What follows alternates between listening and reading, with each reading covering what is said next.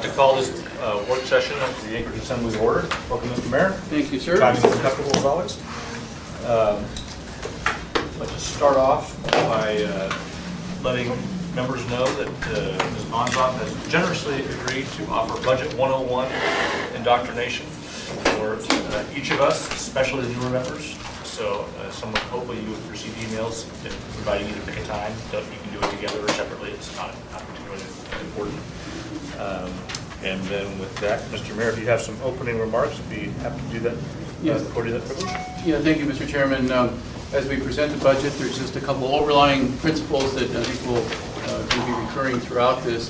The budget we're proposing is less in real dollars than last year's budget, primarily due to the elimination of one-time funding in multiple departments. In your department, certainly the election money. In our department, centennial money.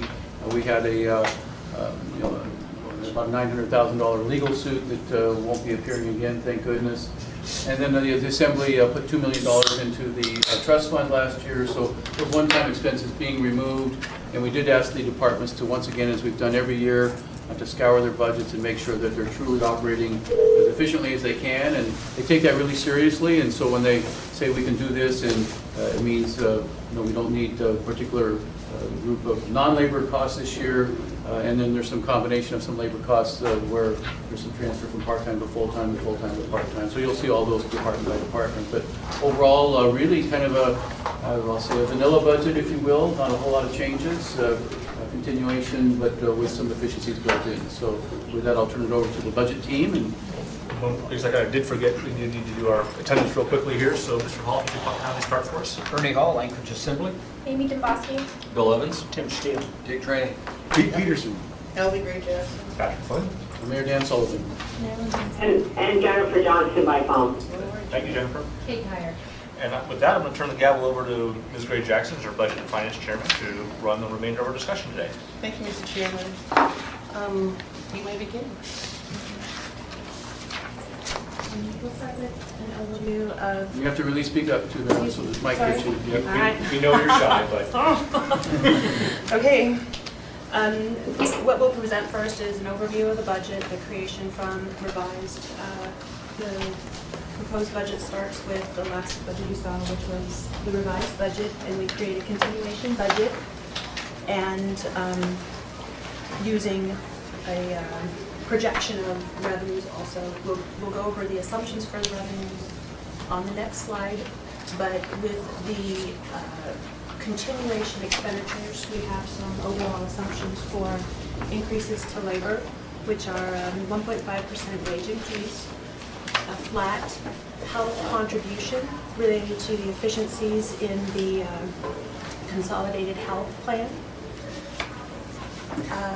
Debt service is adjusted according to schedules. The non-labor adjustments are primarily related to, there are some changes, contractual changes related to hotel motel tax revenue projections. Additionally, there is a $2.9 million reduction related to the change in the scheduled contribution to the funding of the Police and Fire Retirement Trust.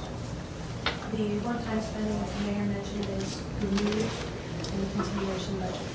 If I can interrupt you for a moment, please, I apologize, but can we have a copy of this handout? I think it would be helpful. Oh, excuse me, I believe they're at the back? No. No. I think Mandy's still waiting on them. Sorry, these are. I apologize. That's okay. Okay. I was wondering. But thank you very much. Absolutely, they will be available. Thank you. You can continue. Thank you. All right, so with that, with the forecasted revenues and the assumptions built into the expenditures, it resulted in a $1.8 million gap. Yes, the mayor addressed this gap by having departments find 1% savings related to efficiencies and present those. The savings were related to efficiencies and anticipated lapses. And considering those in his priority, he presented the proposed budget, which is a balanced budget at, as he said, $5.2 million less than the revised budget from last year. So we went over the assumptions for the continuation expenditures. Now, the assumptions for the overall revenues are, of course, the one-time expenditures were basically funded with one-time funding, which is on reserve fund balance. Local revenue changes, you can see we had decreases and increases. The net result of non-property tax revenue was $1 million. Property tax increase for the proposed budget was 2.98% increase from last year, which is $2.5 million under the cap. And that brings us to our revenues that support the proposed budget. The position changes from the revised budget to the proposed budget. This is an overview of them. The net effect of the net change between the revised and proposed is a reduction of one position overall. If you consider the proposal of an increase in a budgeted position for the medical dental self-insured fund, it's an increase of one position, decrease of one. The net effect is zero change in positions overall in general government. So that's the overview. Next, we'll go into department proposals, and what we'll be showing is the reconciliation of the budget from revised, that was approved last, to continuation that we just went over the general assumptions for, and then the proposals for, or the items that add up to the proposed budget down in the second half of the sheet. This information is in your budget books. Each tab under your budget book has this exact page within it. Yes. And for the assembly, it is ASM 6.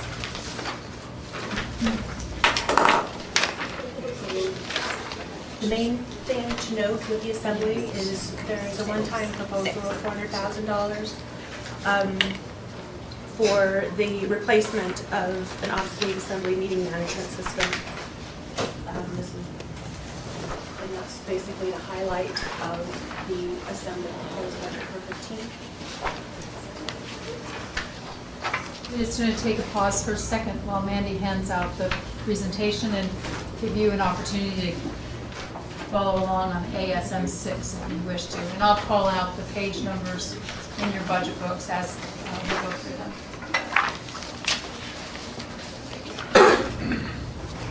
And this one is page 7 in the handout that's coming to you right now.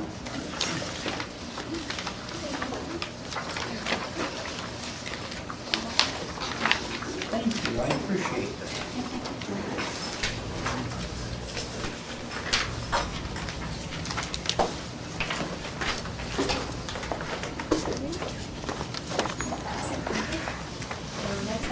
Next is CD 5 in the budget books.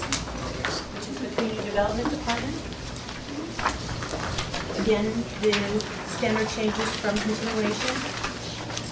The proposed changes for the Community Development Department are primarily labor adjustments, which are reductions in two positions that are both currently vacant. One being the Deputy Director position, which the duties are currently being absorbed by the Public Health Director, and then there's a vacant Associate Long-Range Planner position that was vacated in April.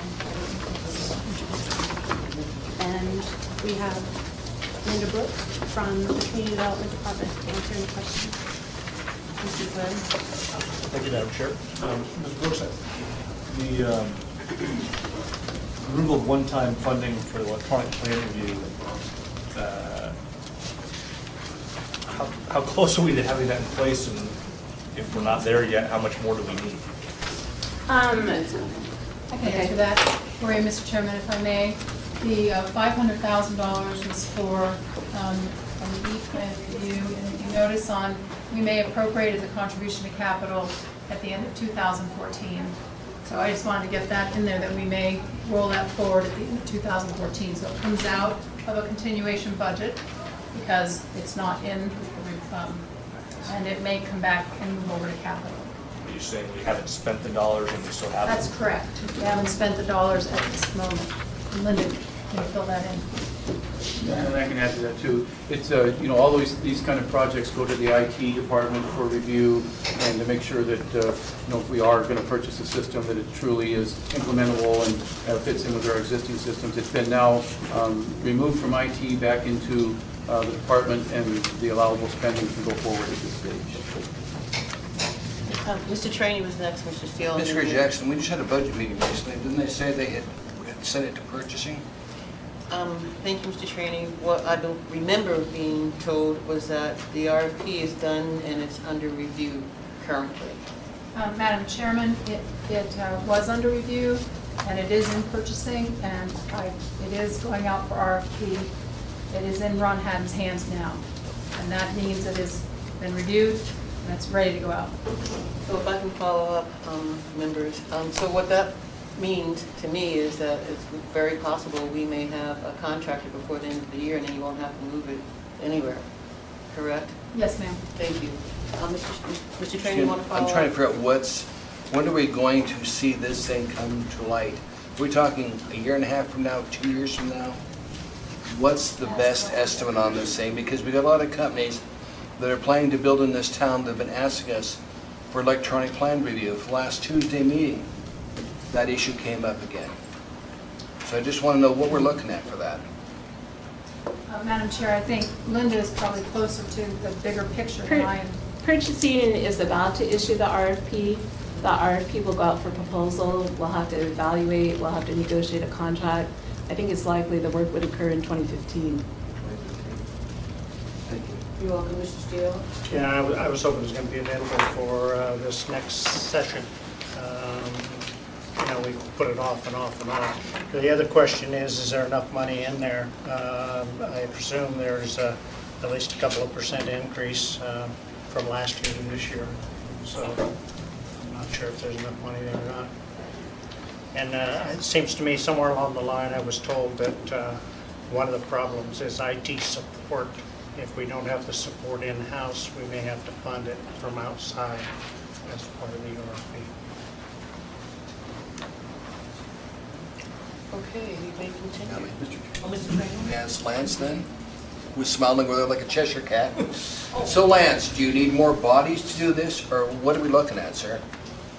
Through the chair, my expectation is that the implementation, the budget and the plan we put together includes consultant contractor support to help implement the system. So when that plan came forward and was reviewed by IT, we included in it our estimate of our participation as well as the consultant implementation. So it should be all-inclusive. So you won't need another body to put this into effect? Thank you, Lance. Ms. Dombowski? Thank you, Madam Chair. In the 2015 budget, it looks like the Deputy Public Works Director, I'm assuming that was Sharon Walsh's position, is now being absorbed by Ron Thompson. Is that right? And how's that working out? Haven't heard any complaints from the building community. Thank you. Please continue. Okay. Thank you. The next department that we're presenting. Before we continue, I'd like to recognize Mr. Coleman has joined us.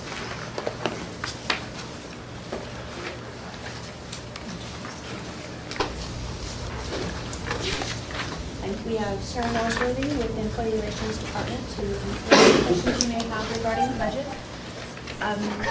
The majority of the proposals for the Employee Relations Department are labor and primarily to provide additional capacity for the SAP implementation. These changes are related to a resolution that was approved by the Assembly this year for these positions. Carry through these positions next year is what this is doing.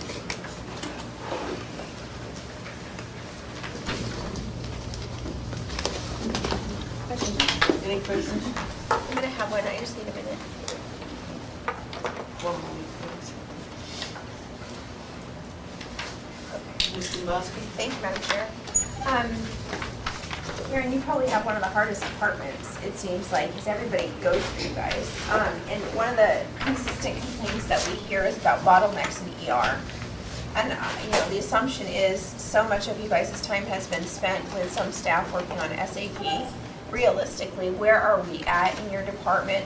And the budget that's being proposed by the administration, is it effectively addressing those concerns that you as a director may have?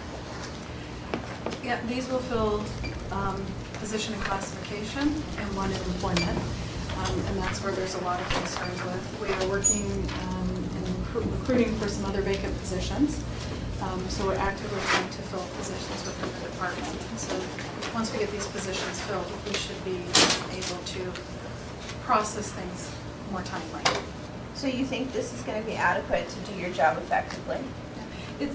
Absolutely. The key thing is though everybody needs to realize is when we hire somebody, they're not 100% ready to go. There is a training process, that takes a significant period of time because of the complexities of our operation.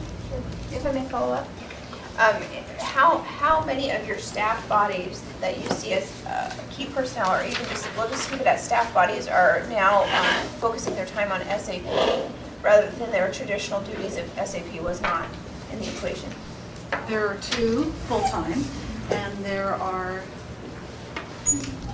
3 others that it's half of their time spent on that. Sometimes it's a little bit more depending on where we are in the project, the SAP project at that time. Thank you very much. Mr. Trainee? Is the $50,000 you've got in here for SAP overtime enough? Yeah, it should be enough. So we're not going to hear that we don't have enough staff. This will give you the overtime you need to do this. Yeah, once What I don't want is first quarter budget revisions and then come in and say, oh, we need more. No, I think 50,000 is adequate. We don't have any right now, so 50,000 will help us quite a bit. And as we get the bodies in the office and to be able to help us, that should help relieve. Mr. Steele? Yeah, my question, are these 2 people going to be temporary? Are these 2 people going to be absorbed into the duties of the office or the current understaffed units? They are set up to be regular positions, not temporary. So you'll have 2, 4, 6, 7 people, 3.5 of them part-time. On the project, so once these 2 positions are hired, we'll be training them up in the office to learn the process before we can have them help out on SAP, because they kind of need to learn what we're doing. Yeah. Okay, thank you. Okay, please continue. Yeah, I was just going to note with employer relations, this is where the position that's going to be dedicated or proposed to be dedicated. Pardon me. Outside voice. You're the only person we say that to, by the way. Thank you.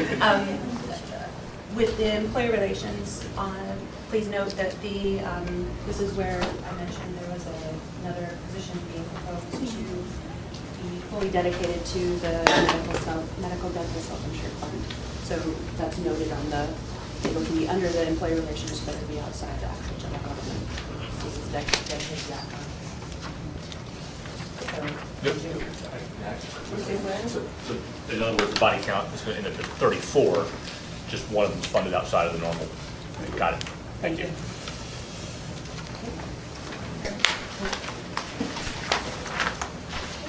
Next, the Equal Rights Commission did present some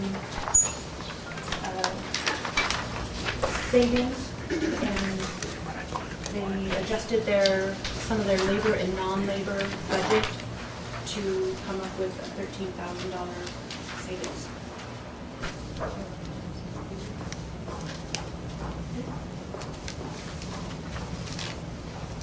Next department we'll be presenting is the Chief Fiscal Officer. Primary change is the elimination of a vacant position in that department, leaving CFO and the admin.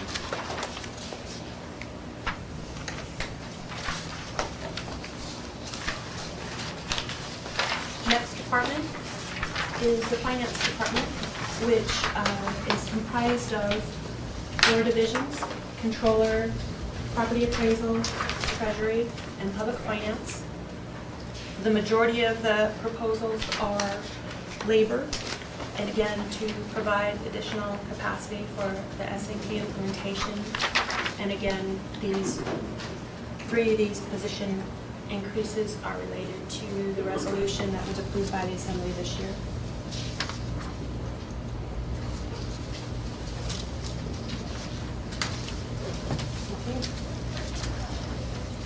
Mr. Trainee?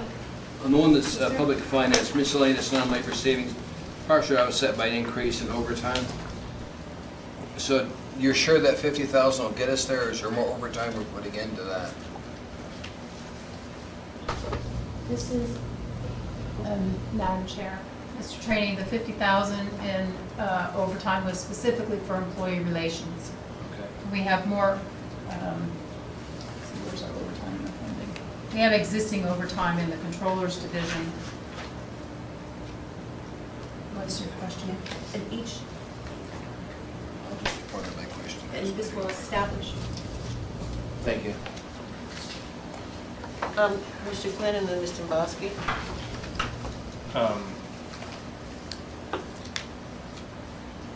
On the ASV contingency fund, I presume that the one-time removal is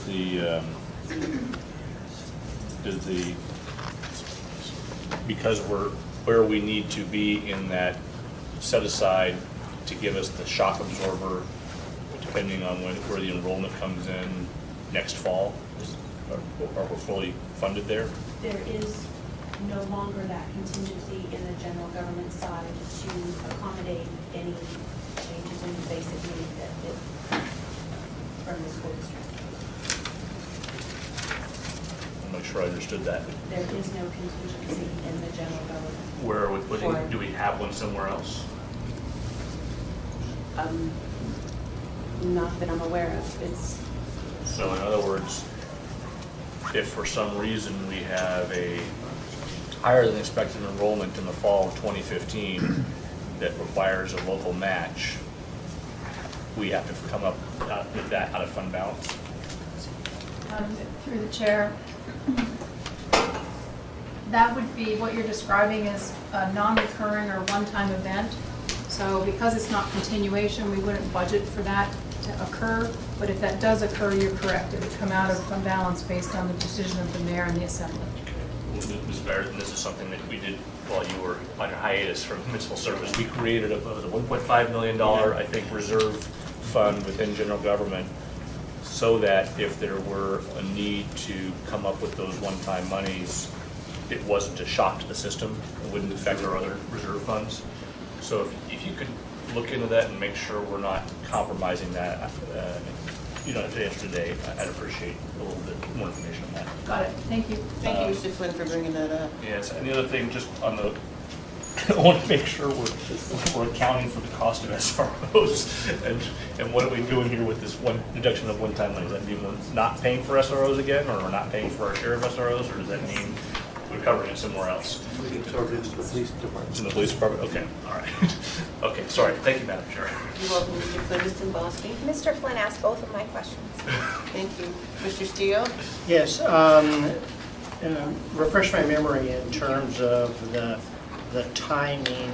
It seems to me that we would know about any changes before our first quarter review, and therefore adjustment could be made to add in money for the increases before the taxpayers go up.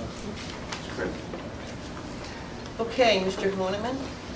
On the second line down under the changes controller, first line, add field management systems officer 2.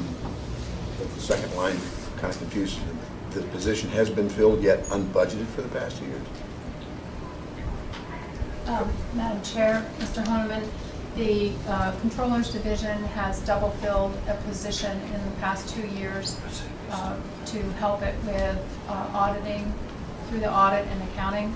This year we decided that that should come out and be a full-time position that's added. It doesn't look like it's going to be temporary in nature. So yes, we have now put that in our budget, and we anticipate in all future years that that will be a funded position. So the cost of this position that's been filled has been coming out of the vacancy factor fund? Through the chair, yes, that has been from the vacancy factor. Ms. Dombrowski? Thank you, Madam Chair. And then I just want to point out that it looks like you're adding 3 new positions to payroll specifically to support SAP implementation. Is that correct? Through the chair, yes, the Assembly added 3 new positions, and these are the full funding of those positions. Okay, please continue. We have Amanda Haven, as department head for information technology. And adjustments to budget result in a net increase of $75,000.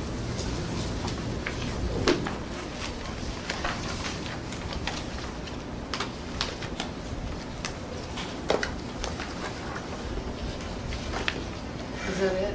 Yeah, that's it, with the expectation of no reduction in services.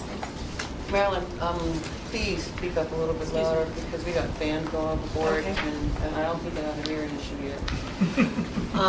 Okay, please continue. Actually, I have. Mr. Flynn? Before we move on. Okay. I'd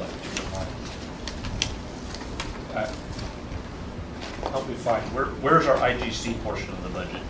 What page is that on? It's got to be a significant portion of it. IT 6. That halfway.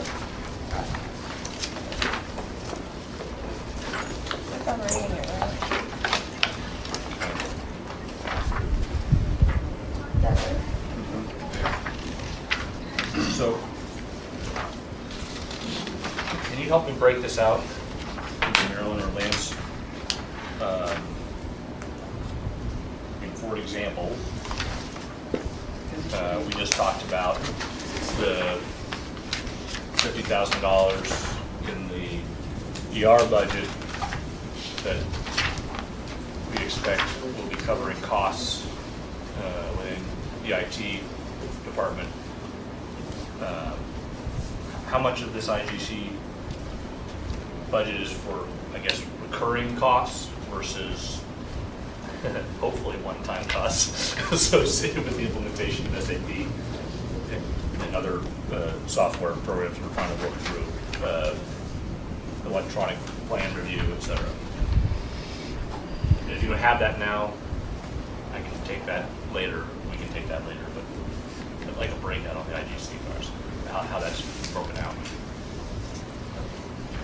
Madam Chair, Mr. Flynn, I just want to understand your question a little bit better so that we can provide you an answer. Are you saying in the IGCs, we'd like a breakout of what portion of IGCs is for SAP or what portion is related to other software systems that we may have implemented or implementation is underway? Is that your question? Yeah, versus the stuff we expect to see recurring based on departmental support.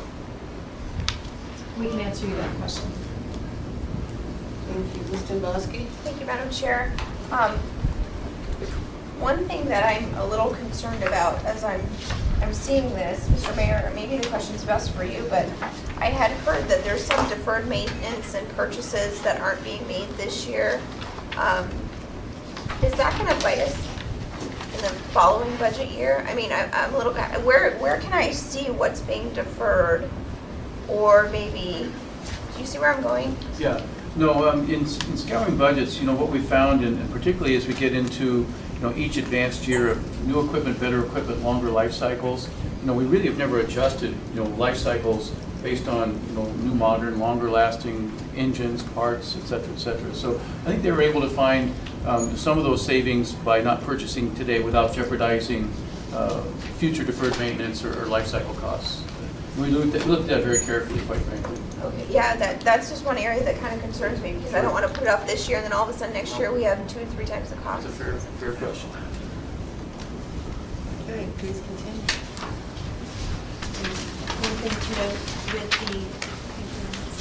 One thing to note with the IT department is that it does include, that's where you'll see the depreciation that's budgeted, but it is not presented in the appropriation because the appropriation will basically represents the cash transactions for the year. Okay, next is management and budget, where there was a reduction in $8,000 of non-labor, real non-labor expenses. Ms. Timboski? Where did that reduction come from? Contracts. And pencils.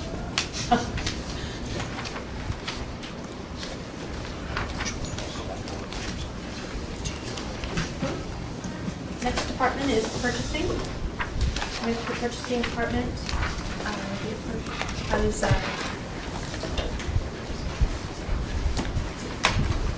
Mr. Haddon as the director.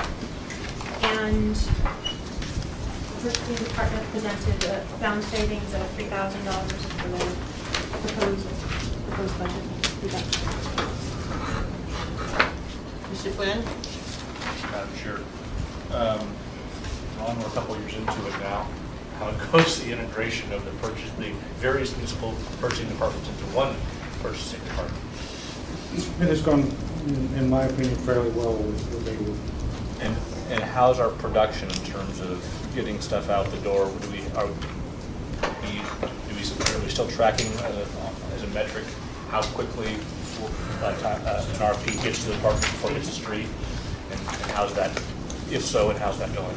It hasn't been a formal measure of tracking. It's more been an informal method of working with the departments. AWU, for instance, some of the things we've done to speed up the process, instead of them bringing paper documents to us, we now put those in an electronic file where we go get them and bring them back. We're doing that with both AWU and with Public Works to make sure that there's less paper going along, and that has helped immensely in the process. If you have informal numbers you can share on that metric, I'd appreciate it. For the website. Please continue. The next department, thank you.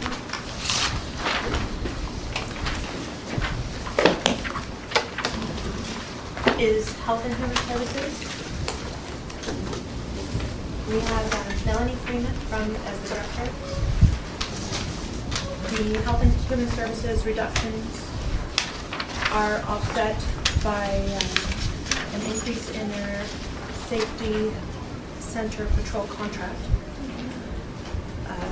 Reductions include reducing 2 positions that were formerly partially funded with grants that are no longer available. Mr. Honeman?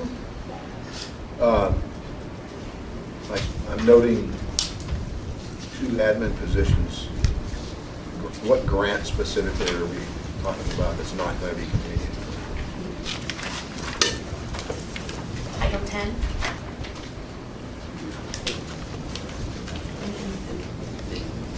You're good, Chair. The reproductive health grant. We don't have that grant anymore. It just wasn't issued to us, or did we not apply for it? Or? We did apply, it was issued to another agency. Okay. And then, if I might follow, I note that the Animal Care Control Center, there have been some recommendations by the Animal Control Board that we increase at least a couple for enforcement. We've got increase in complaints for violations, and there's not much in the way of enforcement. It hasn't changed in a significant number of years. Is that not, I see it's not in here. Are you planning something for later in the first quarter, or just not? Is this not something that's hitting, maybe are you not seeing that from the Animal Control Advisory Board?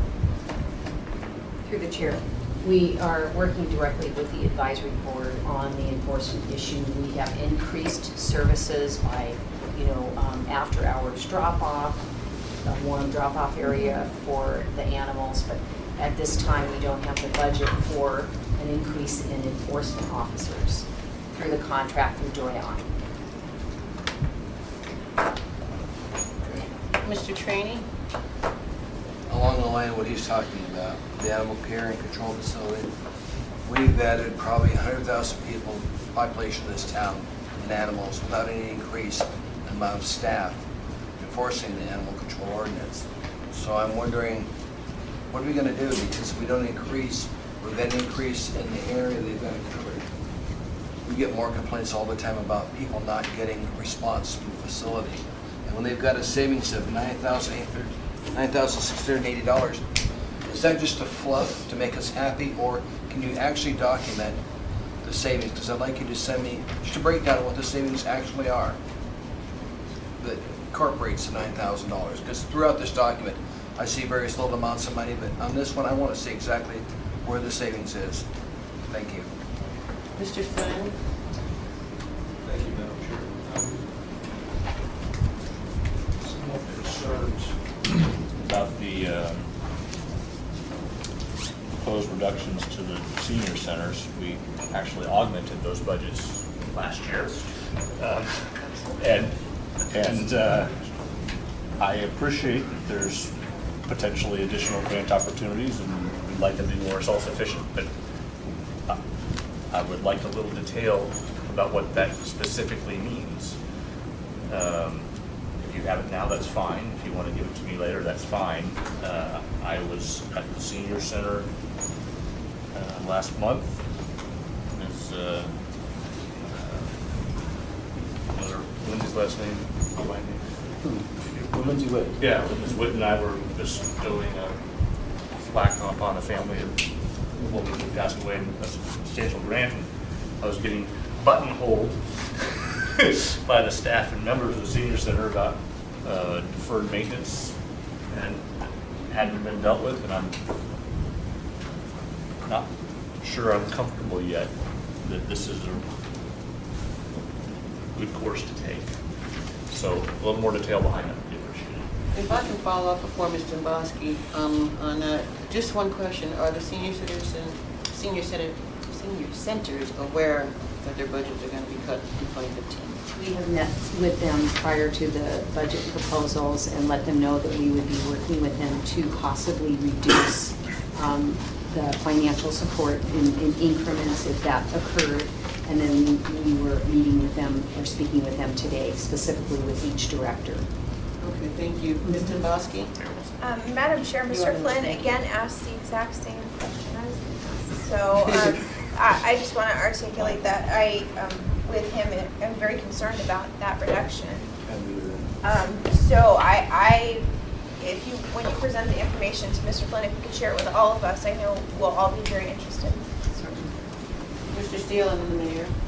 Yeah, I had that same question. I get lobbied every session. I know we have some money in the capital budget for some remodel work requests from the state. We don't always get that.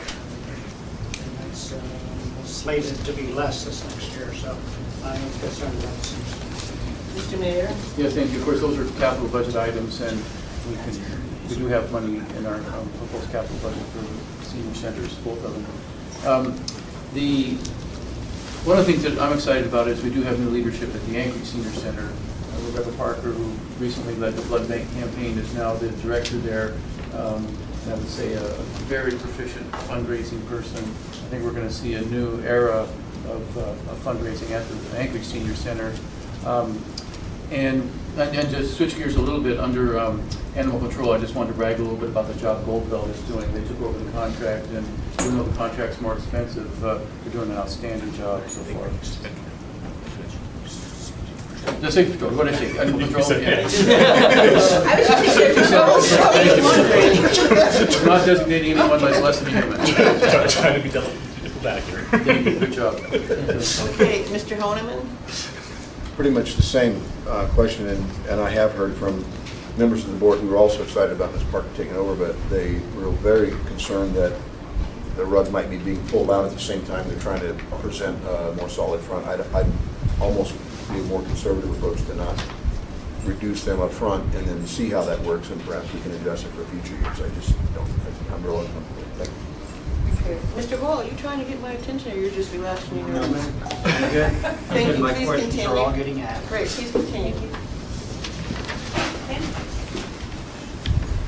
Next department is the Internal Audit Department, where there is a proposed increase of under $2,000 related to just increase in costs of service.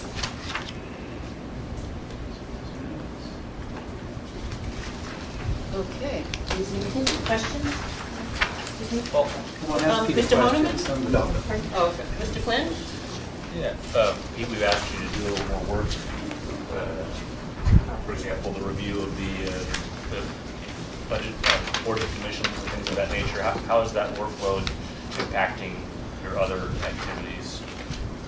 Well, the audit committee reduced some of the audits that we had planned to allow us to do that one. We're still working on it.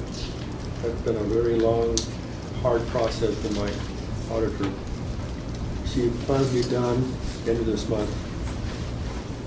How many audits per year are you down in terms of We dropped 2 of them. Actually, the 2 that we dropped probably could have been dropped easily. Which ones? Which ones? Can't remember which ones they were. I think one was the senior center, Anchorage Senior Center. Anchorage Senior Activity Center. One was with the assembly, the clerk's office. Oh, yeah, the clerk's office. It was a pass, okay. Someone needs to be easily dropped. Mr. Bosky? We can add them next to the I was going to have a question along the same lines, being that I knew we had dropped a couple of audits, and I was wondering are we sufficiently staffing your department in order to achieve the amount of work that you have? I could always use more staff. I think everybody could use more staff. But I think we've been able to kind of juggle the existing staff with the audit plan with the we put together. I think for next year's budget, we will need money for analytic software because when SAP comes in, it's going to be a different world for us to try to audit. And right now we don't have any kind of technology to address that. And that has currently not been addressed in this proposed budget, is that That'll be correct? for 2016. Yeah. So I think this year we're fine. So if SAP gets up and running next year, you'll basically go a year without the software that you need in order to,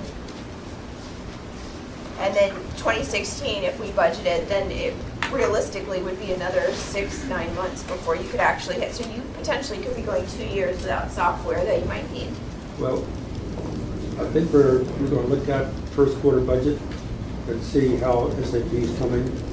And if it's gone live, then we might come in for a first quarter budget revision. It's about $5,000–6,000 for the software. ACL is one of them, ID is another one. They're very powerful analytic tools that can look into all the different categories in there. And you said ACL or IDEA? ID is another one. These are pretty common audit analytic tools that many audit shops, including federal government, use. The two softwares I mentioned, they can look at different databases, different programs, and make sense of them and merge them. So they can come in real handy for looking at accounts payable versus vendor databases, accounts receivable, financials. Let me follow up. Mr. Mayor, in any of these budgets, whether it's IT, internal audit, or even the mayor's office, is there any sort of contingency where if SAP does go live in January, that we could potentially absorb that $5,000 cost in order to get this software? Yeah, that's a fairly minor expense. I don't think there's any trouble in a $170 million budget absorbing $5,000. I just wanted to ask you out loud. Thank you. Before I go to Mr. Honeman, I just want to follow up on Mr. Bosky's subject matter. Pete, based on what you just said, it sounds like regardless of whether or not SAP goes online, you can use the software right now. That's what it sounded like to me. We could just to learn it. Okay. It's pretty complicated to learn, but Okay. I know that this is a pretty tight budget. And so we thought we'd just wait till first quarter budget and see how it goes. Well, thank you. Mr. Honeman. Well, that was kind of on my same question, Madam Chair. It looks like you removed it for this current year, budget year as it was. So to postponing it, as Ms. Dombrowski said, might compound it even longer, so. Well, like I said, we realize how tight the budget is, and we just weren't going to go out there and ask for more money when there are other people getting cut. Just to follow up on Mr. Honeman's comments, what they removed was replacement for computers, not the software. So then we're looking at possibly double this? No. What they removed was funding for computers, not, Mr. Raskin is talking about software, analytical software.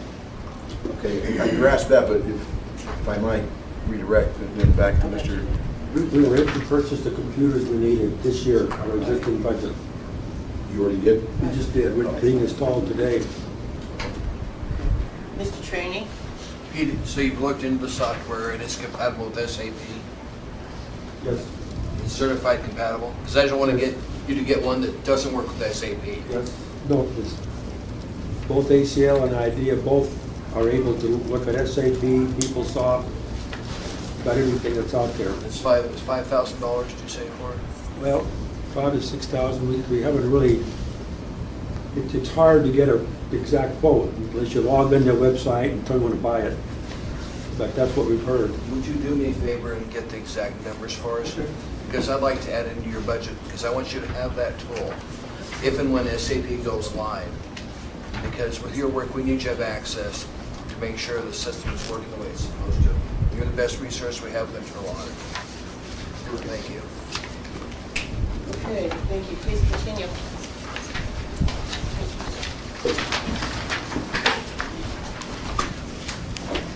Next department is the library department. We have Mary Jo Torgerson, the director, with us.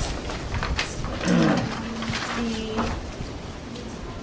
proposed budget for the library includes miscellaneous non-labor reduction in a broadband support, and the department is working on managing the costs with the hopes of no service impact.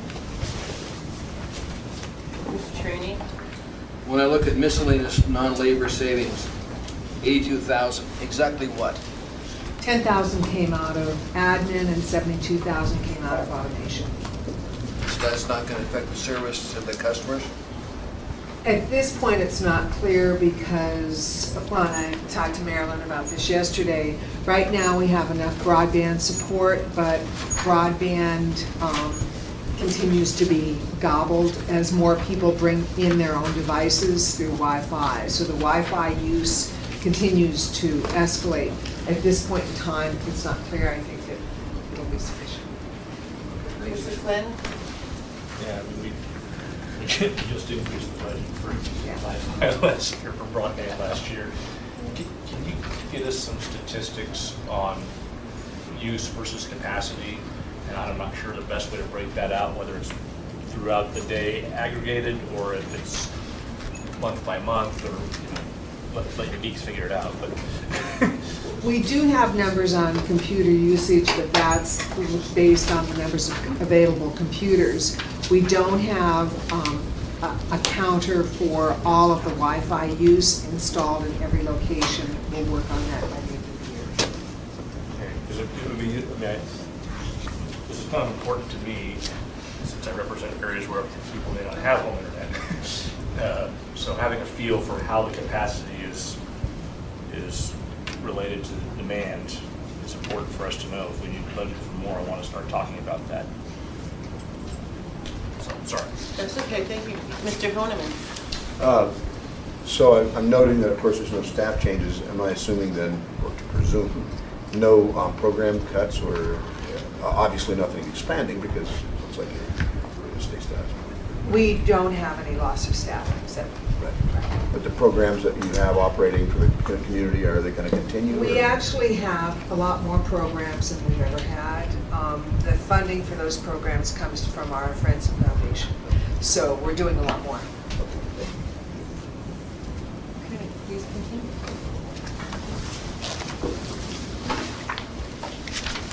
Nothing to see here. Sunshine, may we leave yours alone? You do ours You gonna present yours? Well, Marilyn can speak to the thing, but it's pretty obvious. We had one-time requirements last year.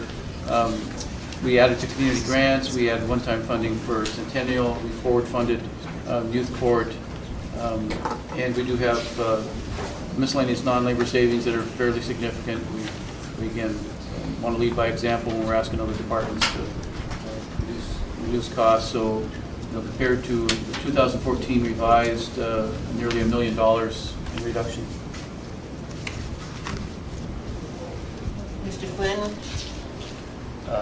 Yeah, I remember we board funded youth court for 14. Do we have money in there for 15? I believe so. I didn't bring the detail, but I'll get back. I'm pretty sure we do. Okay, we can double check that. I'd appreciate it.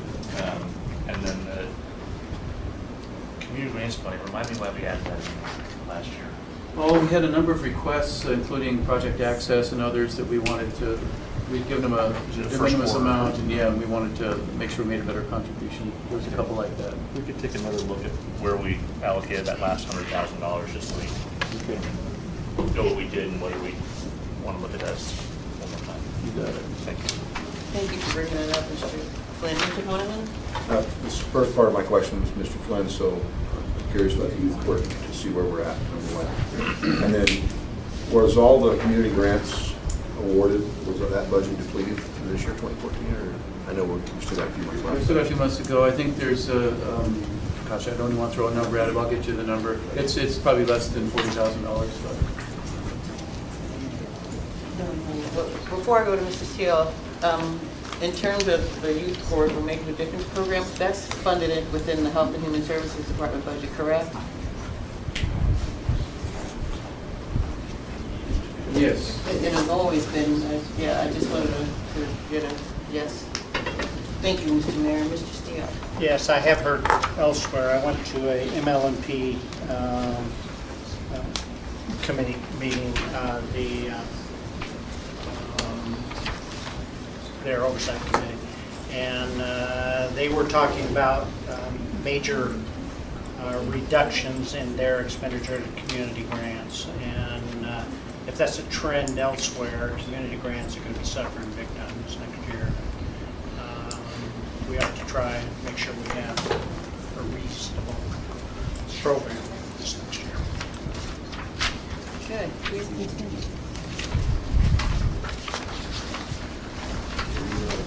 Next up is the Municipal Attorney's Department. We have Mr. Wheeler from the Department as Director. The proposed adjustments for this department include continuation of the funding of the continued funding of the e-government project.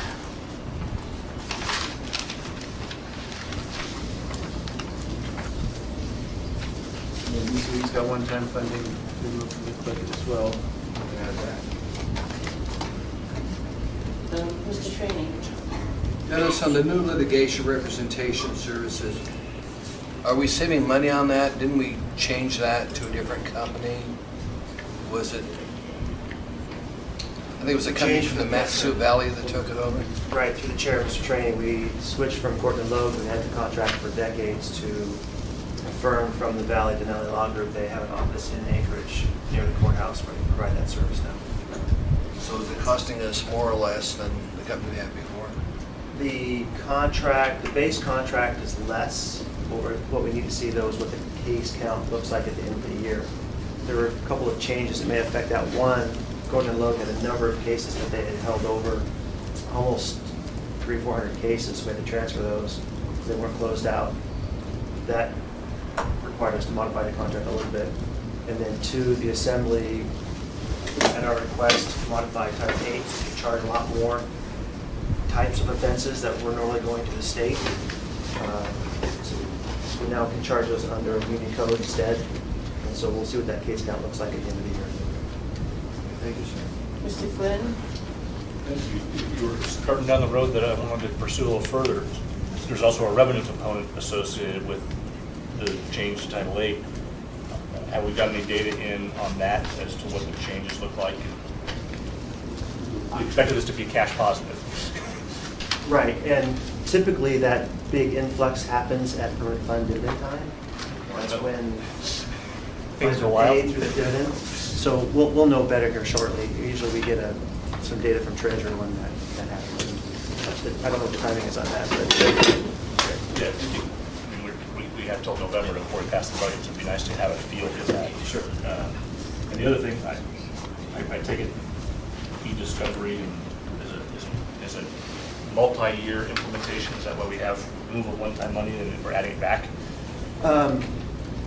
We had planned on going live this year. We may still make that.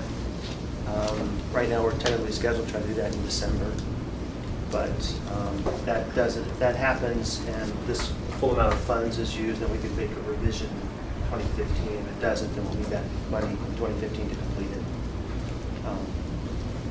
So it's not intended to be a multi-year, it's just that this project may fall into 2015. And let me make sure I understand this correctly. We plan to spend $266,050 this year to implement it. We're backing that out of next year's budget because we won't need it. But we're putting in 210 in case we don't get done this year. Of the 266, we've already spent about 50 some. That's why it's 210 the next year. Right. Okay. So we get 210 back in our scrape at the end of the year. Got it. Thank you. Dennis, would you explain what e-discovery is in Justice Web? Please? Sure. Thank Justice you. Web is our case management system in prosecution. And what it does is provides us the ability to track all of our cases. It's the repository for all of the APD evidence that comes in, videos, police reports, and so on. Right now, I have clerks that have to prepare all that stuff in paper form for all of the defense counsel that want copies. So we have to burn paper police reports, we have to burn audio CDs, we have to burn DVDs for video. This would allow us to post all that evidence online, and the defense counsel can log in, they can pay for it online, they can receive it online. Right now, we get multiple requests. I never got this, I lost this, can I have this again? With this system, we don't have all of that interaction between our clerks and the defense counsel. It'll make things a lot faster. We'll charge for the service. We've changed the fee structure already to accommodate that. It will allow us to make some staffing changes that will save the city money, frankly. The defense bar is willing to pay a little bit more for that convenience, so they'll get a little change too. In the 2015 budget, you've added the revenue that you will receive from this new software in the budget for 2015. I don't know that we've added the revenue yet because we don't know what that number's going to look like. Thank you. Mr. Steele? Yeah, my perception is that we have a lot of outside legal assistance. A lot of it one-time assistance in terms of lawsuits on assessments, lawsuits on labor laws, lawsuits on any number of things out there, pipeline, assessed valuations, and so on and so forth. You're saying we're going to have enough in there that the 53 can handle it with minimal outside, with the 210 rather than the 400. Through the chair, Mr. Steele, the $200,000 that we're talking about is for the software. With respect to outside counsel, largely the departments pay for outside counsel. So for example, we have outside counsel on the port project, the port pays for that. Outside counsel to help with a police shooting case, that goes to the police department. So the outside counsel costs come through those department budgets. We don't have that many right now, actually. To the extent that we were able to anticipate, they're covered in their budgets. I mean, that we know going forward they're going to need some continued outside. Through the chair, Mr. So we have come to the assembly before for additional appropriations and contract approval for those outside counsel, and we would continue to do that if we needed somebody to provide a service that we can't cover ourselves. We're adequately funded in this budget, you're assuming, no? I'm sorry, sir? We're adequately funded in this budget for what we currently know going forward, in terms of for next year. That's correct. Mr. Trainee? Since you've got a program where attorneys working on the issue can log their billable hours on that particular project, how's that software working? Do we need to update it, or is it still relatively current software? Through the chair, Mr. Trainee, this is a software installation that we did in roughly 2001, and it still works great. We've done a couple of upgrades. We did an upgrade about a year ago. And part of what it does is not only does it track our cases, but it allows us to fill our time, and that becomes part of the IGC calculation back to departments, and it's working great. It's working great, okay. Other thing would be, could you set us up for a briefing on pending lawsuits? We haven't had one lately. I'd really like to know where we're at with all the caseload that's out there and its implications on the city's budget. Yes, sir. Chair, Mr. Trainee, I think I advised the chair that with a week's notice, I could have the report ready, so just a question of You set that up for us, sir. Sure, we have nothing else going on. We can find time. Yeah. When we got We'll make it 7 work. days a week, we can do it. We'll make it work. Okay, you done? Mr. I'm done. Holloman? I've noticed with several departments, but I'm hoping I'm not missing a zero. Is it 860 or 8,600 on the reducing of fleet budgets? Am I missing the zeros or? No, it is Just 800. 800. we don't get to go anywhere, really. What? You walk to the courthouse. Pretty much. We can ride over there in his motorcycle, just as much. Ms. Johnson, how you doing? You have any questions? I think she Okay. dropped off. That's what I thought. Please continue.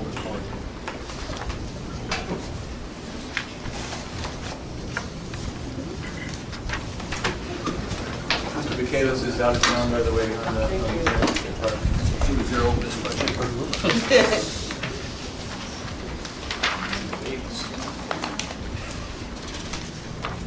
For the next department, we have the municipal manager department and Mr. Craig Ferriman to represent the department. The primary change or proposed in the municipal manager department is a reduction in the budgeted general liability insurance premium. And it's just basically a correction to the budget.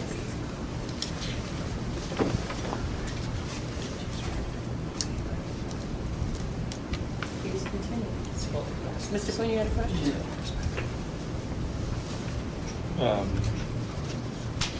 On the transportation inspection aspect of this,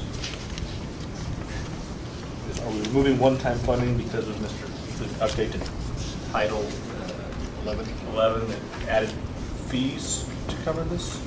Or is it, I mean, how, are we getting rid of somebody? Are we reducing their workload, or how we cover this? Through the chair, the reduction of the one-time item was just for the purchase of the vehicle for that staff member. Bob is using it. Alright. Off we go. And how are we accounting for the depreciation on that, or are we? That would most likely go through the fleet department. Okay.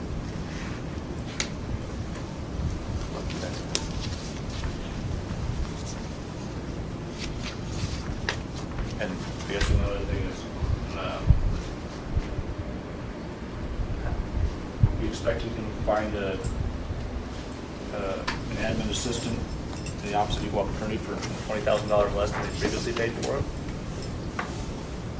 That's already been achieved, Mr. Chair. The new person that came in lacked experience. They agreed, since they're an executive employee, they agreed to come in at a reduced salary, yes. Until they come up to a level where they're... Fair enough, thank you. If I can follow up, you said they agreed to a reduced salary because of lack of experience until they come up to the level that you're looking for. So Right. you think that's going to happen next year? And you may need more money? The reduction was made based on 6 months into fiscal year 2015. Okay, so you may need additional funding. No, we'll be okay. I'm not trying to put words in your mouth, I'm just thinking about what you said. Okay, thank you. Okay, please continue.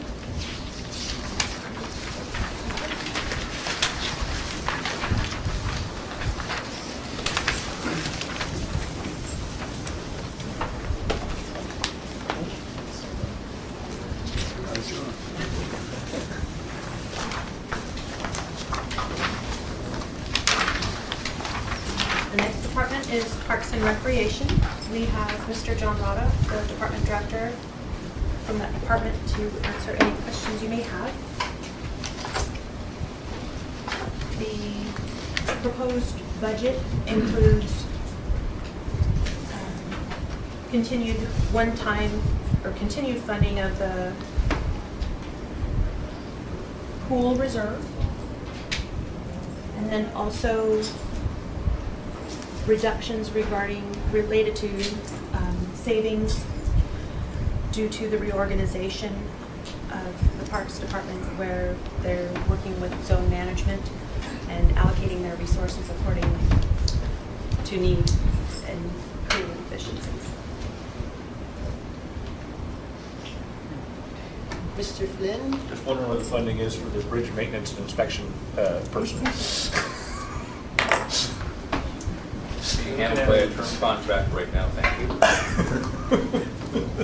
Sorry. We'll talk about that more later. Mr. Monahan? I'm concerned a little on the increasing of the vacancy factor. So I'm trying to get my head around what numbers that looking at. I mean, is that It's three separate sections. One is admin, one is park maintenance, and one is horticulture. Basically, in the long term, I mean, this has been kind of a rolling plan that we started came in, and we've made a lot of modifications to our programs. I think we discussed this before, how we went from a 7-zone structure to a 10-zone structure. We're continuing to refine that. Basically, this is a continuation, but we can't complete the reorganization. We're kind of held up right now, just based on what's going on with SAP and things like that. So we can't really we can't continue the retooling, the refining, if you will. And so these positions are basically on hold. We're not going to be able to fill them because we can't continue the process, if you will. So we're just increasing the vacancy factor because we're not going to spend the money. So, if I might follow up, there was an extensive CH2M Hill survey done, and Parks was spoken in reference to quite a bit in the last couple of years, I think. And they were suggesting some increased numbers. And as earlier, I was talking to another department of Animal Care Control with an advisory board. Has the Parks Commission, has anybody recommended any increase for you to meet some of the recommendations of the CH2M Hill study? Well, the study, kind of spoke to what I believe is a fairly high degree of efficiency that we've created in the department. We've been tasked with a number of cuts over the last 5 cycles. I think we've managed those cuts, and this is just an extension of that ability to manage the resources that we have at hand. And these are not going to damage our performance in any way, shape, or form. But in the long term, we have other plans still to reorganize for increased efficiencies and accountability. So these positions are literally increasing the vacancy factor because we have no ability to fill them at this time. All right, we spent a lot of money on a lot of these studies. I'm just trying to see where it all melds up. At some point, we need to be moving forward and recommendations, or else we just wasted money on a study to get us a piece of paper. So, thank you. CH2M Hill study was highly glowing of the Parks Department and the efficiency. So there wasn't major recommendations by CH2M Hill for parks. John and his team have done an amazing job, and they got high marks from the study. So that's not one of the departments where we felt we need to put a lot of resources into changing their mode of operation or how many people. Because quite frankly, the director's just done a tremendous job of maximizing the efficiency out of that department. So I get your point on the study, but that wasn't one of the departments that was a top light going off saying, boy, you better make some changes. If I might follow up, I'm not to debate, Mr. Mayor, but I believe they were, you did comparison studies that we were more acreage per person responsible, and yet we also have some proposed park changes, including some additions in sections of town in the future, and I just can't see us adding more burdensome to a pretty stretched thin and 5 cycles in a row of reductions, and I just don't see that being a sustainable project or method going forward. So I'm just, more for everybody's edification, we need to look at that. So What we focus on is results, and the results have been outstanding. Mr. Hall? Yes, thank you, Madam Chair. Mr. Rada, Ms. Bridges and I read a community council meeting last night. The question was asked about volunteer coordinators. Yes. The fact that there used to be 2, now there's only 1, and some of the volunteers are having concern about the lack of coordinator. Can you enlighten us just a little bit on that? Yes, in fact, the new volunteer coordinator was just hired, has filled the position. She's probably one of the better candidates in my tenure that I've seen. She is extremely well equipped. Her background, in fact, is with the Peace Corps. And if anybody understands, that model, you know what volunteerism is all about. And so she brings a very strong background and credentials about that, and she has hit the ground running. I'm quite impressed, and I think you're going to see probably a change, a positive change in the role of the volunteer coordinator as we transition, and this is part of my explanation to Mr. Holman. We're always trying to refine what we do, and we were lucky enough to have a candidate who's very excited about coming into this position. So I anticipate on behalf of Ms. Gray Jackson and yourself, if you get inquiries, please direct them to me, and we'll make sure the connection is made to the volunteer coordinator, because she's going to be known pretty soon by all the councils. Thank you. Mr. Holman? Thank you for the invite. I'll get offline with you in specifics, but I can give you a fairly recent and ongoing concern at the Folker Street Park, where they're trying to do some handicap access from the nonprofit from across the street. People aren't feeling very safe in there. It's due to upgrades. It's a park that's fairly dark in the middle of the night, and it's in a pretty central section in Midtown. And this is good. You guys don't have the staff to deal with some of the concerns that are going on. We've already talked to the police about the security aspect of it, but again, they're kind of stretched thin in resources too. So these are the things I'm talking about. It's not necessarily, you can be really efficient at what you do, but is efficient enough as we're going forward? Oh, and I understand and appreciate your comment, and maybe I'll just put that out in a broader response. There is not a day goes by that we don't get a call to respond to something somewhere or somebody in some area of town that has an emergent need. And a lot of it has to do with the camps. It has to do with changing of the weather conditions. Things float from place to place in the city faster than I think people realize sometimes. We just responded over on 23rd, down off A Street. Part of the problem that we have, and I'll tell you candidly, is that we are not going to take our staff and we're not going to send them into areas that are unsafe. We have to rely on APD to run cover for us. And in a particular circumstance that Mr. Hall brought forward, we had already tried to clean that area up. We took a community Forest Service crew down there with a pretty experienced crew leader, and they were chased away with a guy with a butcher knife. We're not sending them back. So in some of these cases, there are pieces behind the scene that we don't control, but we do rely on the chief and CAP team and others to help us out. So when we get the calls, we try to go out and assess the situation. We do the best we can, but we're not going to put our people in unsafe conditions either. Mr. Trainee? John, we get the same calls you do all the time from constituents on playgrounds in Anchorage. You got a pen, would you write down Whisper Faith Clovich Park on Laurel Road? They have a piece of playground equipment.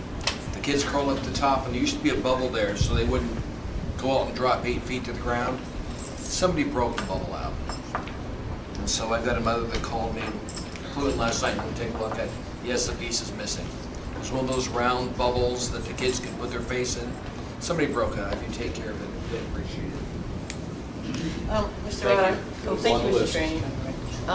Mr. Rada? Yes. I just want to make a comment because I work closely with Greg and Josh, and they are two very outstanding employees. I work with them at T-Ball, and they're outstanding employees, and I just wanted to make that comment. And I also have a comment on the person who's going to lose their job. Well, first I need to say that I'm really happy that off the mayor's budget, only one person is going to actually lose their job. But personally, I hate to see anybody lose their job, ever. And so my question is, how many years of service does this person have? Roughly.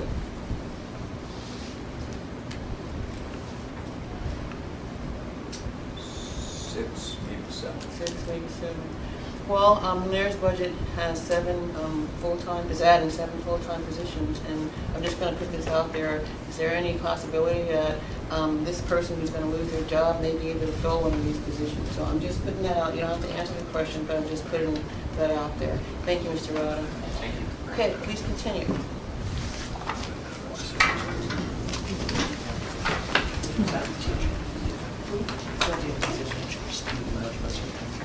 Relations, finance, facilities, The total is all. okay.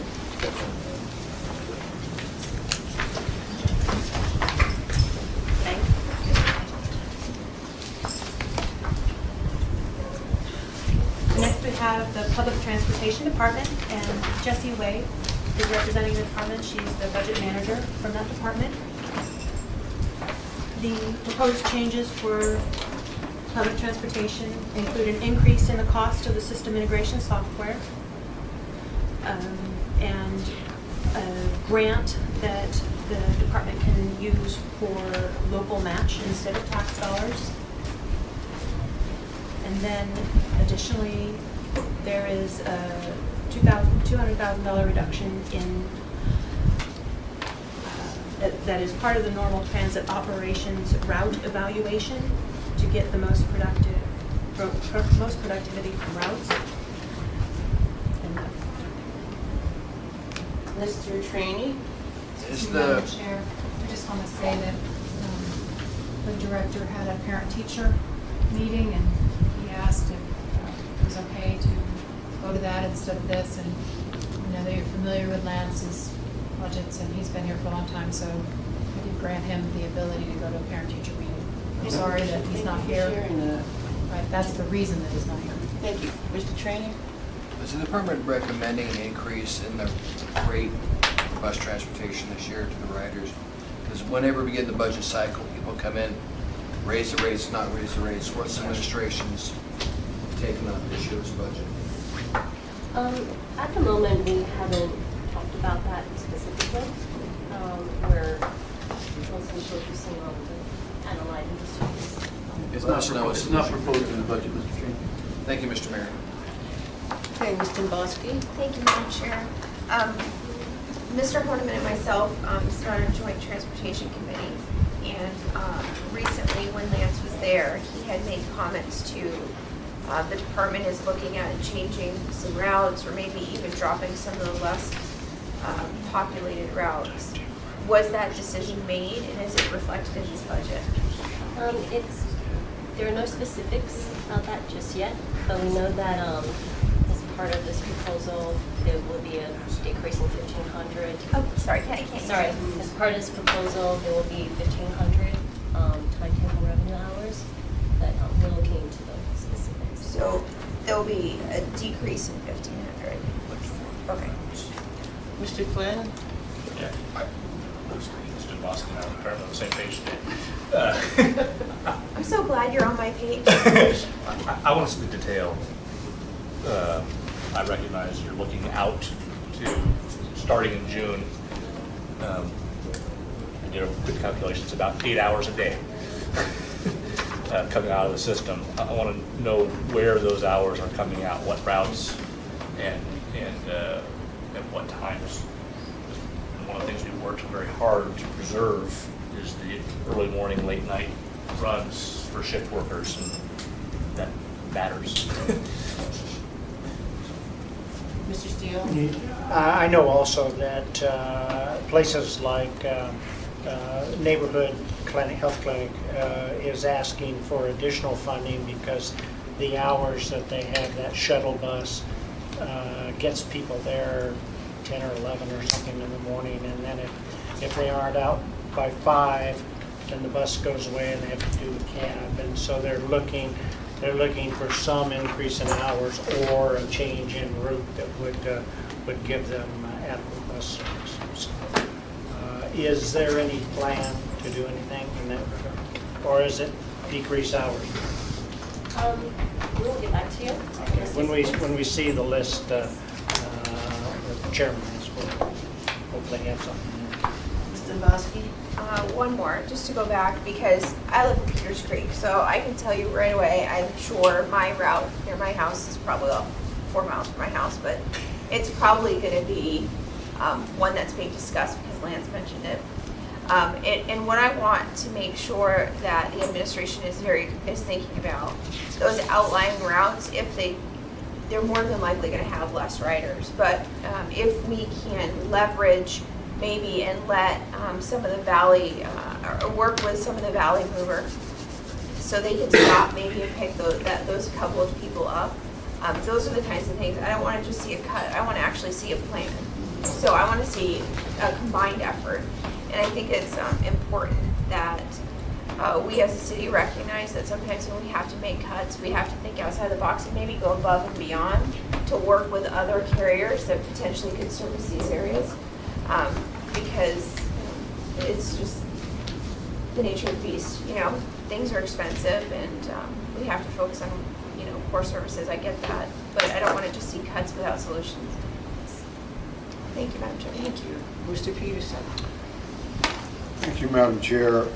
And I heard that ridership on People Mover was down earlier this year, and we were attributing that to the fact that fares increased. Any projection as to what the number of people that might be riding next year? Are we projecting it's going to continue to trend downward, or it's going to level off? Or just wondering if you've taken that into consideration with your budget. Yeah, so ridership is down about 4% since last year. We expected that a little with the fare increase. But there are other factors that have come into play for the reason that is down, and we're looking into more details about that, including all the economic factors also. Okay, thank you. Thank you. One of the other economic factors is we've got a really good economy. People are working, and as they work and make more money, they find alternative ways to transport themselves other than the bus, and that's definitely a factor as well.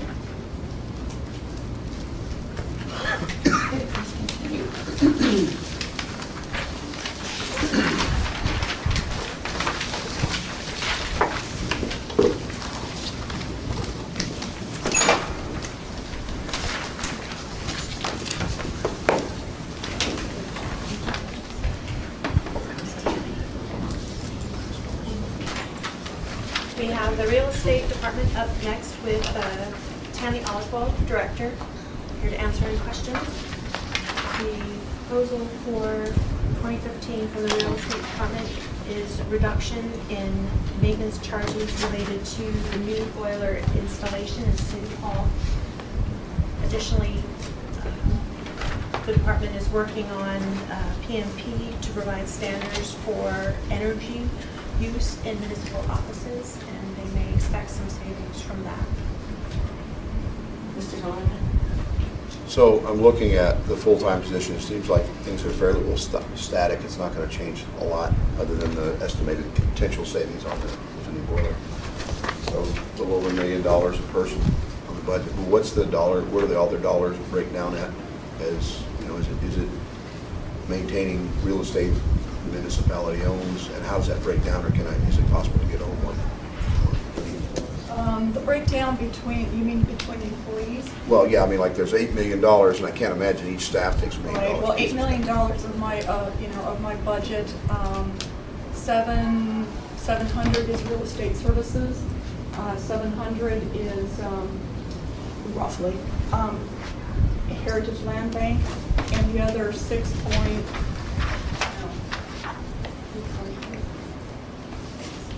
here. 6 plus, that's good. 6 plus is for leases, and of that 6 plus is 3.8 of it is City Hall lease.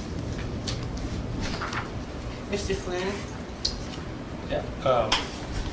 Tammy, if you're actually saving almost $82,000 a year for a $320,000 boiler, that's a hell of an ROI. Is that actually what we're saving with that expenditure?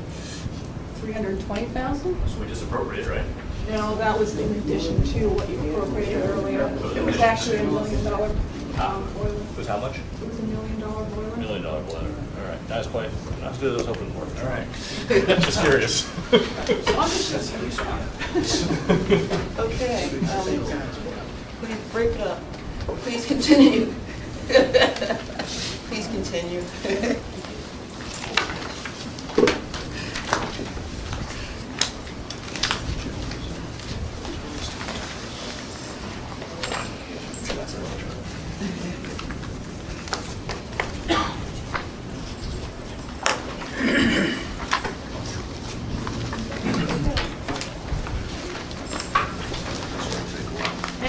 is the police department, and we have Chief Mew representing this department.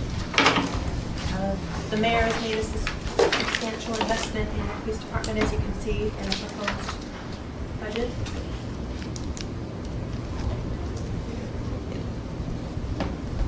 Are you done? Mr. Bosky? I'll just jump right in. or Chief Mew, can you describe for us what you've come up with the SRO program for next year's budget? My understanding is in the budget here, the SROs are fully funded. The 10 hours for 2 at each. We are still negotiating, and in terms of the budget, I understand they're fully funded. If we can get the contract concessions necessary to apply them differently and more efficiently in the schools, we will certainly do that. Okay. And contract negotiations are ongoing. Okay, and Chief Mew, I mean, I know we have this budget right in front of us, but could you please just synopsize for us your staffing levels, the need in this budget, does it meet those levels, et cetera, et cetera? Sure. I guess we could walk through the numbers, but if maybe that's not necessary. The way I'd characterize this budget is, for the first time since I've been here, my vacancy factor is substantially reduced, and I have more flexibility in this budget than I've had in previous years. I expect with this budget that we'll have Academy probably in May, and I'm reasonably confident we would have enough for a Fall Academy. The size of the Fall Academy we might not know until we get there, but with a vacancy factor of essentially 7 FTEs, we're going to make 7 FTEs without trying.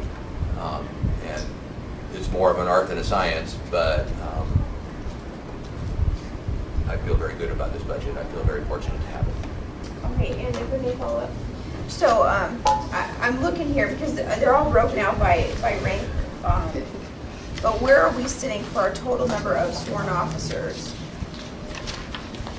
Do you mean the total number of actual bodies or the Yeah. total number of authorized bodies? I both. Okay, well, you're going to be, our authorized strength is hovering right around 370 sworn. I might be off by 1 or 2. If we get back to that point, I mean, where we were with the PERF report was in 2010, we had 374 the day that PERF report came out. So as we approach getting back to those numbers, then I think we go back to that report. You know, we've implemented everything we can do in that report that the numbers will let us do. But that's how we will redeploy. So for instance, we've been shrinking special units, we'll grow them back to the same place. And this budget is helping us make that climb back to that level. So 370, roughly 370 would be our authorized budget, our authorized positions. To make this budget, we have to hold an equivalent of 7 of those positions open during the year. That doesn't mean we hold 7 positions open from January 1 to the end of the year. It might mean 14 for an average of 6 months. You know, you're going to have somebody leave in January. You'll have somebody else leave in February. You'll have somebody leave in November. So we watch those salaries accumulate during the year, and when we know we've got the equivalent of 7 FTEs, then we can fill everything else that we have open in the fall. So that's how we would balance that. I don't know if I'm answering your question or not. I'm thinking, so I'll come back. Sure. Now there's your actuals. Your actual strength. We calculate that usually in 6 months or sometimes 3-month bites, because your actuals change every single day. You hire somebody, somebody leaves. And there's a chart you probably are familiar with that shows over the course of time how our actuals have gone up and gone down over the years. And we've been watching that very close. We're coming up quite rapidly right now. And but what we will be on any given day next year, I can't say. But you can see what the trajectory is. And we had our biggest challenge in 2013 where we had double attrition. I don't know what attrition will look like this year. So far, we're on track to see an average year. We'll see how it ends up. Because everything we add in terms of new recruits, you take away with retirements. So, if I think that we're going to hire, let's say, 40 new officers next year, probably 20 are going to leave, so we gain 20. So it's always a give and take. Okay, Mr. Trainee? Chief, talking about attrition, what would it look like this year for December 31st with attrition? Do you have any idea? Well, right now, it's looking like an average year. How many people? I've heard, I don't know, I can't tell you as of today, but my sense is 10 or 15 open maybe now, more.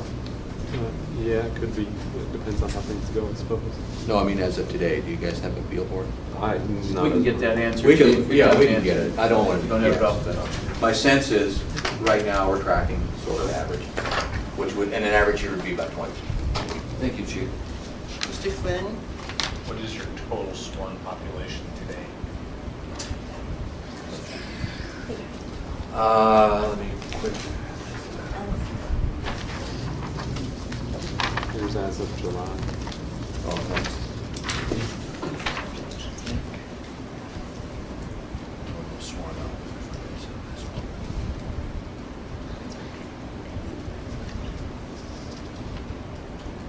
In July, we were 358. Okay, so this is the chart I was referring to. Since, now, this has changed, that number is July. Since then, a few people have left, but in 10 days' time, we will hire another 20. So the number comes down, then the number goes back up. My guess is if we were 358 in July, we might be 350 today, and then we may be 370 in October, although they won't be working on the street. They'll be the light blue ones here because they'll be in training. So that's 370, but you know, a few more people leave by the end of the year, so it drops down to 360, 365, you know, we don't know. But because it changes on a day-to-day basis. You tend to hire in batches, so it leaps, and then retirements come incrementally. So you jump up, then you lose a little bit. You jump up, then you lose a little bit. Over time, you can track something like this. Thank you. Mr. Evans? Thanks, Chief. You indicated that you were at 374 at the time of the PERF report in 2010 or so. Can you refresh my recollection? Did the PERF report recommend a certain number of sworn officers? The PERF report made essentially three main recommendations. We asked for 3 targets.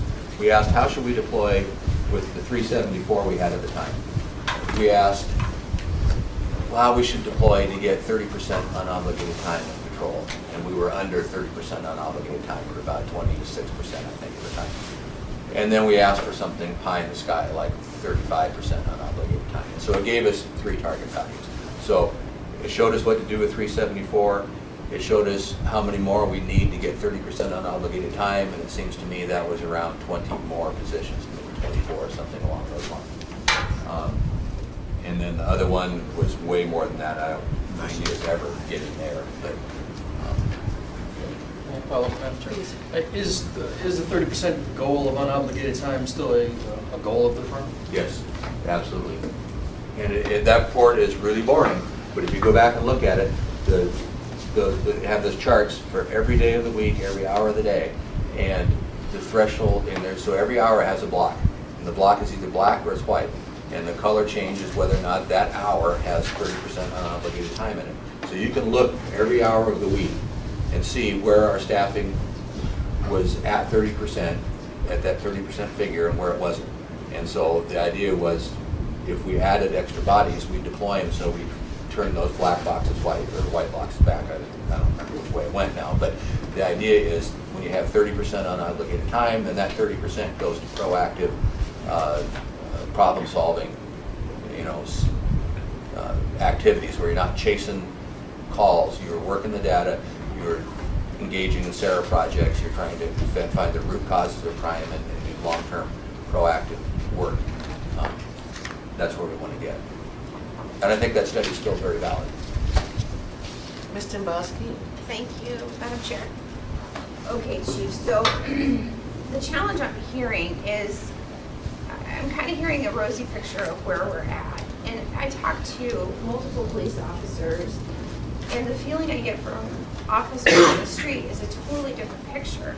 Whether it's the traffic unit being basically gone, whether it's, I'll call them the wrong departments, I'm sure, theft or burglary, all these different specialties that have started to go away and being absorbed into patrol, and people telling me that they're stretched thin, they're having to work these ungodly overtime hours. And the budget that I just heard sounds like we're doing great, and it's just not jiving for me. So, realistically, are these numbers gonna be, it's a start, but what do you really need in order to get to the point where you're not working some of these detectives 80 hours in a week? That's impossible. Well, you roll a lot into that conversation. I know. We're talking about the 2015 budget. That's a completely different animal from the 2014 budget. Okay, and we are understaffed, and we have cannibalized the special units in order to bolster things, or staffing and patrol. And I'm not telling you that patrol is happy right now, or that they aren't working their fingers to the bones. I've been saying for about 2 years that summer of 2014 was going to be the rock bottom, and people were going to be grumpy. We are starting to come back up. The numbers are climbing. The next year's budget will allow us to climb even faster, and I think that's good news. It's going to take a while to get there, though. Next year will not see us completely out of the woods. Next year will see us about the way things were, probably at the beginning of 2013. And I'm hoping for the next version of this chart so we can see what it looks like after the October Academy. But I think if you watch this, you can go back and say, okay, what did things look like in 13? What did they look like in 12? What did it feel like back then? And so you have some idea of what that might mean. Right now, we're at the level that we were comparable to 2005. Okay, we're at 2005 staffing levels right now. And that's pretty close to the number of, if you look at this chart, roughly the same number of recruits in training, roughly the same number of working cops on the streets. As far as retention, are we doing enough to retain 20-year officers to try to keep them 25 years, 30 years? How are we doing in that? Or I'm looking for long-term vision. I recognize we can augment 1 year, but are you saying there's like a 2, 3, 5-year plan, or are there other things we need to do other than just hire these staff? This year, these new recruits, what combination of strategy are you employing in order to try to mitigate some of the issues?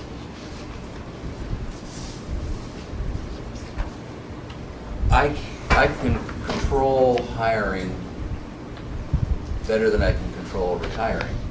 People make individual decisions to retire. The hiring is a function of how much budget we have and how successful our recruiting efforts can be. Keeping people around is probably a function of many, many different things. Individual satisfaction, could be retirement systems, it could be like in 2013, we had an incentive to go. Sometimes those things come along. These things are sometimes created by external entities and external forces, and I don't have the same level of control on that I probably do with the hiring. Has the conversation been had at the administration level?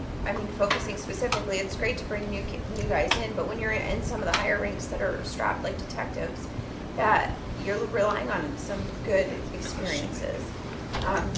Has the discussion been made at a policy level of what are we going to do to try to maybe incentivize some of these guys and women to stay? We think about it all the time, but I don't think we have some of those tools at our disposal. I can't offer financial incentive to stay. I can't offer an assignment free of overtime because we have to do the work. The work is there, and I have the budget I have. So, I understand that, and I guess what I'm saying from a policy standpoint, whether it's the mayor's office or whether it's the assembly, I would like you to take a proactive role and think about these things, and when you have ideas, bring them to us.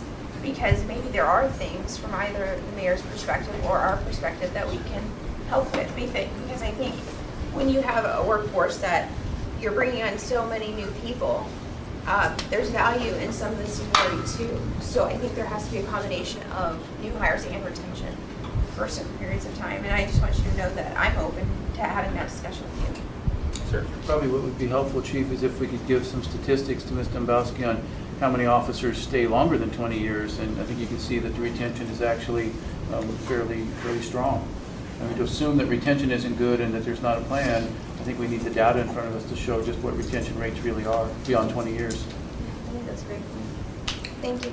Mr. Hillerman? Okay, so I just want to make sure we're clear for 2015. Is the budget that we're seeing here, is it going to get us to the level that you're targeted of the 30% under the PERF report? We won't get there in 1 year. Okay. And then the next thing is it enough to address the downtown crime concerns from Visit Anchorage? Several businesses and police officers that are concerned about the crime spikes that we've seen. A couple of big major bars that were headaches for everybody are gone. Platinum Jackson, Rum Runners in their place are getting some pretty reliable businesses, but we still have a few places that are, target locations. But does this budget get us so we can have staffing to address the downtown crime concerns? Well, it will help. It doesn't get us to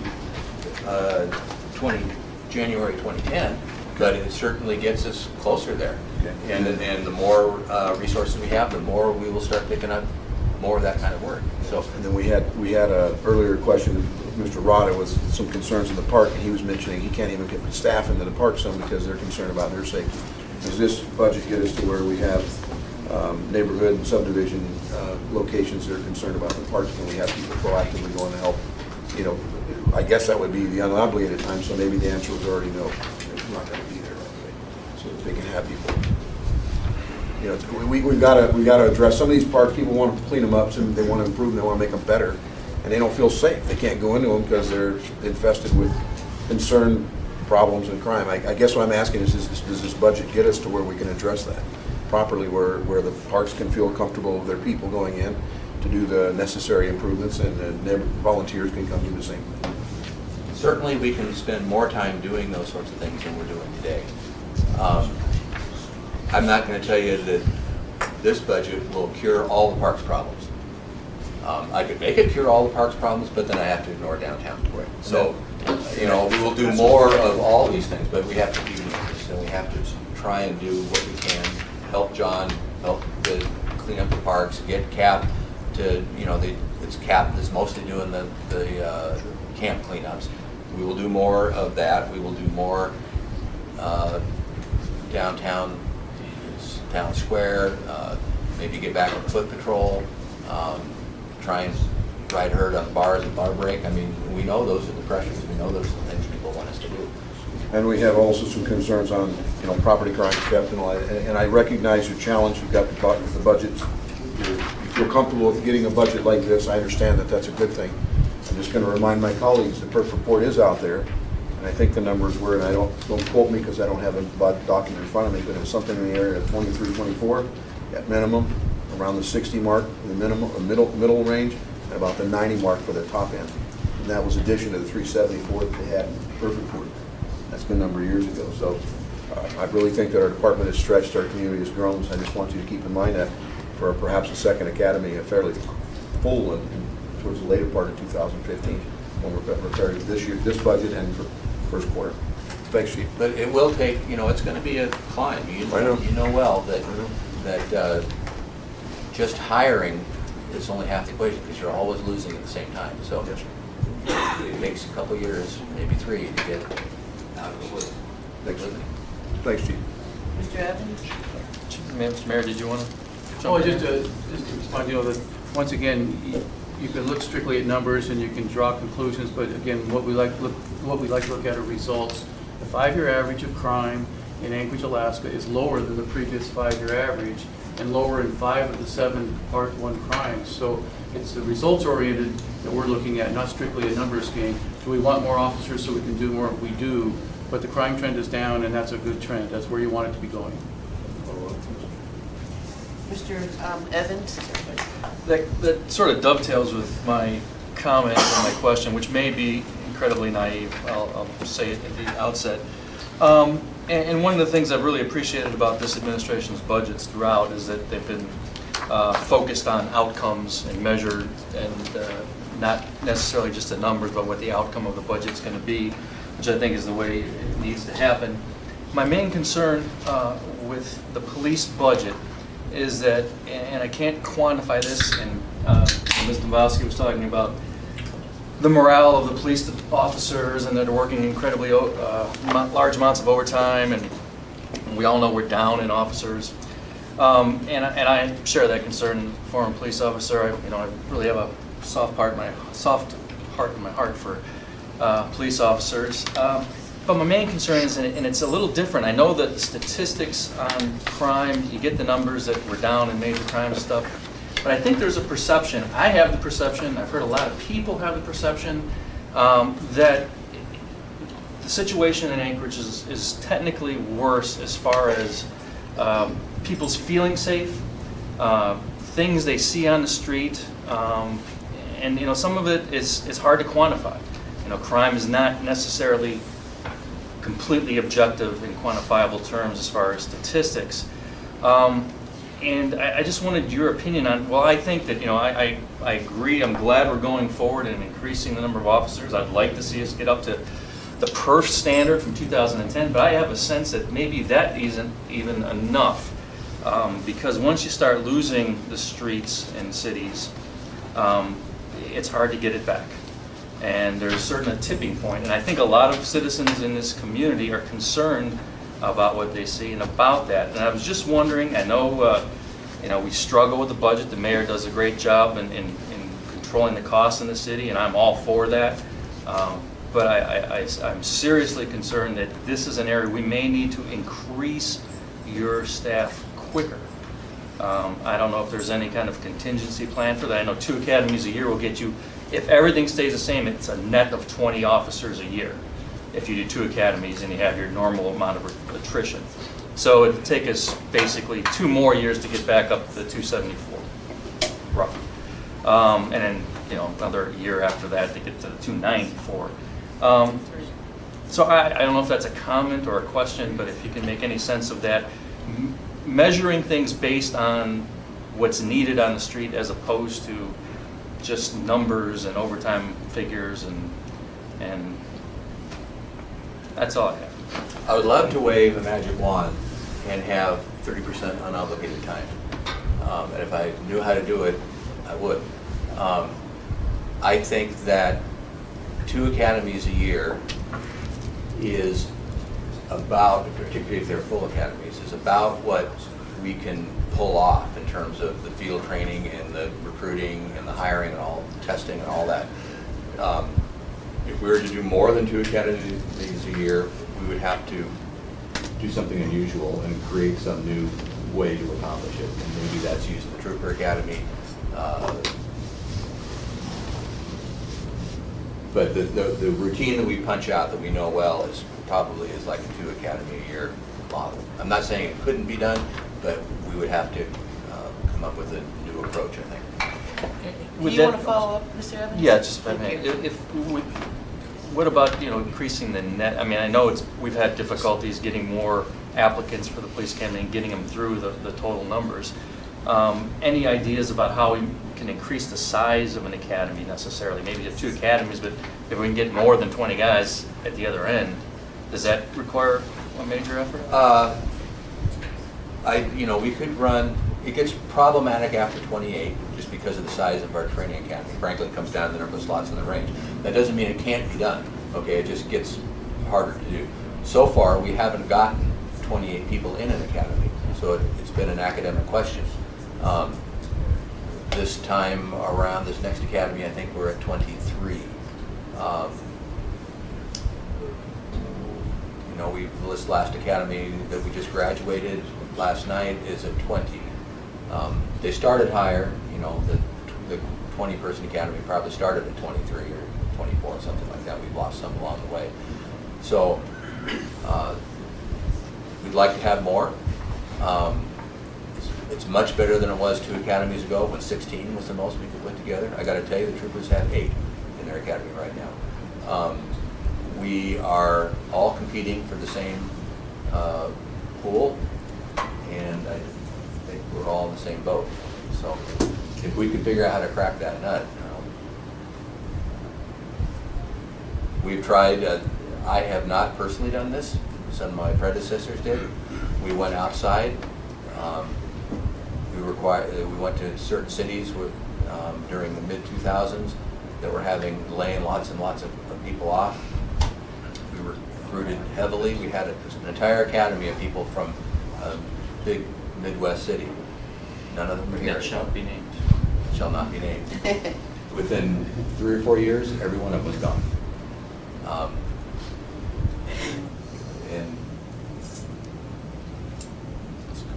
policing isn't done the same way around the country as it is here, and you got to be careful where you go sometimes. Okay, thank you. Mr. Honeman? Mr. Evans actually addressed quite a bit of what I was going to say, and very eloquently, I might add, and I'd love to have a little more conversation with you, so that's for another day. But I will remind our colleagues that the UCR and the Part 1 crimes in the yearly statistics is just one measurable indicator. It has nothing to do as just because a certain number is up or a certain number is down, that we're any safer or any worse off or better off. So be very careful not to use just one set of numbers that anybody tries to tell you. That's not the entire picture, and I think Mr. Evans summed that up very well. Thank you. Mr. Steele? Yes, Chief, I want to go a different way. I want to say thank you. I think you've done an incredible job with some tough issues, and I understand you can't snap your fingers. When I had issues, you responded to issues. However, I did do a ride along, and there was no downtime. And you guys have a tough job. That my neighborhood's had some crime recently, and so you start worrying about that kind of thing. But I also wanted to thank you for the fact that you were down a little bit. You shared some revenue with the fire department this last time, and I'm sure that I regretted it. I'm sure that they were happy about that. We're happy. But you're coming back, and with the new class you had last night, and I'm surprised that you had 20, starting with 23. I know there was one guy who had a broken leg or some leg injury that was there last night. But thank you. I think you're doing a great job. You're adapting to what you need to do. It would be nice if we got more revenue from you, but that's not necessarily the crime. The crime has to come first. Yeah, well, I wondered if the revenue question would come up, and Thought about it. I hope that as you see staffing starting to come back, you'll start to see revenue starting to come up, and as we get ahead of the calls for service lows, where there is some extra time, then they have the time to write the tickets. And the other part of that equation, frankly, is the pass-through grants. I know people don't like to talk about that, but a lot of those tickets that generated revenue for the municipality were written on overtime details funded by federal traffic money cycled to the state. That stuff dried up. Now that stuff is starting to come back, and so if our staffing goes up, and if we put more traffic details out that someone else is paying for, I think you will start seeing the revenues come back. Right now, the guys and gals are just chasing calls all night long. That's what they're doing. Okay, Mr. Ball, thank you for your patience. You're next. Yes, complimentary as well. I've had 2 instances where you and Mr. Rada have worked together on parks. One was at the senior center. And in both, one I approached you first, one I approached Mr. Rada first. But I was amazed at how within a day the 2 of you had come together with a CAP team, taken care of a deal, and then cleared out the underbrushes that needed to be done.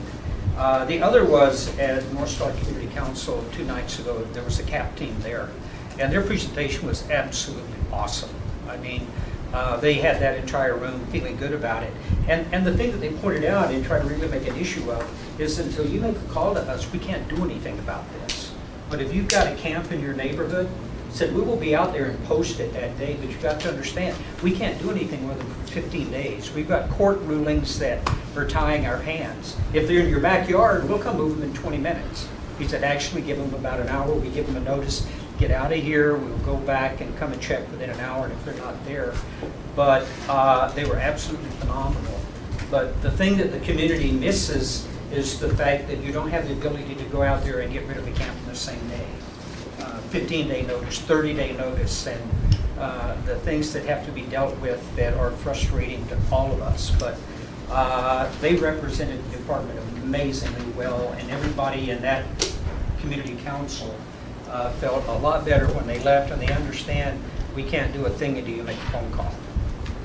Well, we're frustrated about that as well, but we had the lawsuit from the ACLU, and it is what it is, and right. And we've got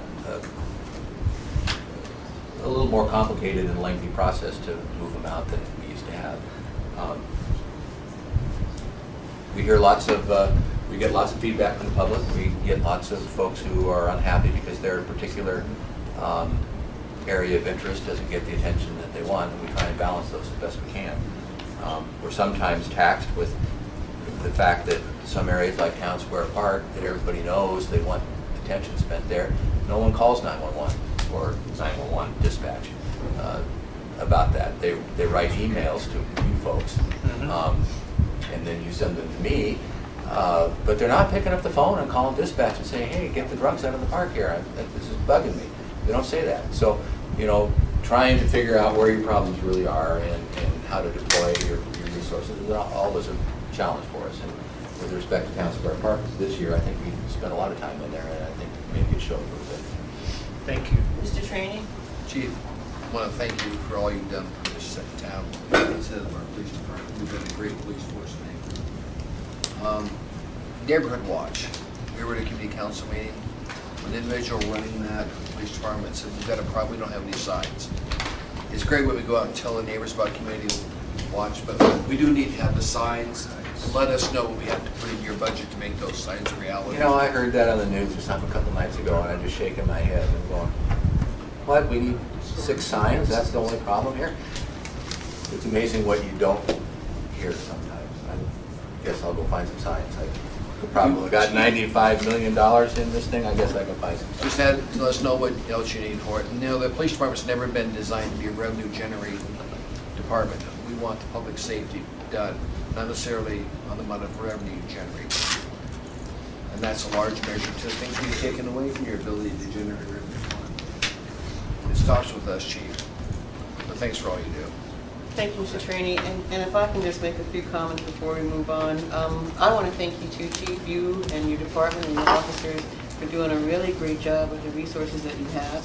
And my colleagues here, we're talking about crime. There's crime all over the place. There's, right next door to me, somebody got their car broken into. And I want to thank you for responding to all the emails that I send you from constituents. And Mr. Trainee brought up the neighborhood watch signs, which I was going to bring up. That's our Airport Heights Community Council, which had a special meeting in the summer just to deal with all the crime that's happening in their neighborhood. And there were 2 officers, I think, that came and talked to them. It was really, really great and pretty darn informative.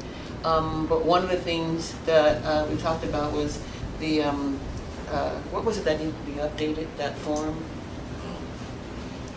I can't think of it now. I could talk to you about it offline. But anyway, I just wanted to thank you. And also, with my TVAC group, your CAP team, they're really, really great and responsive to our chair of that group, and I really appreciate that. Thank you. Okay, please continue. Thank you. Next.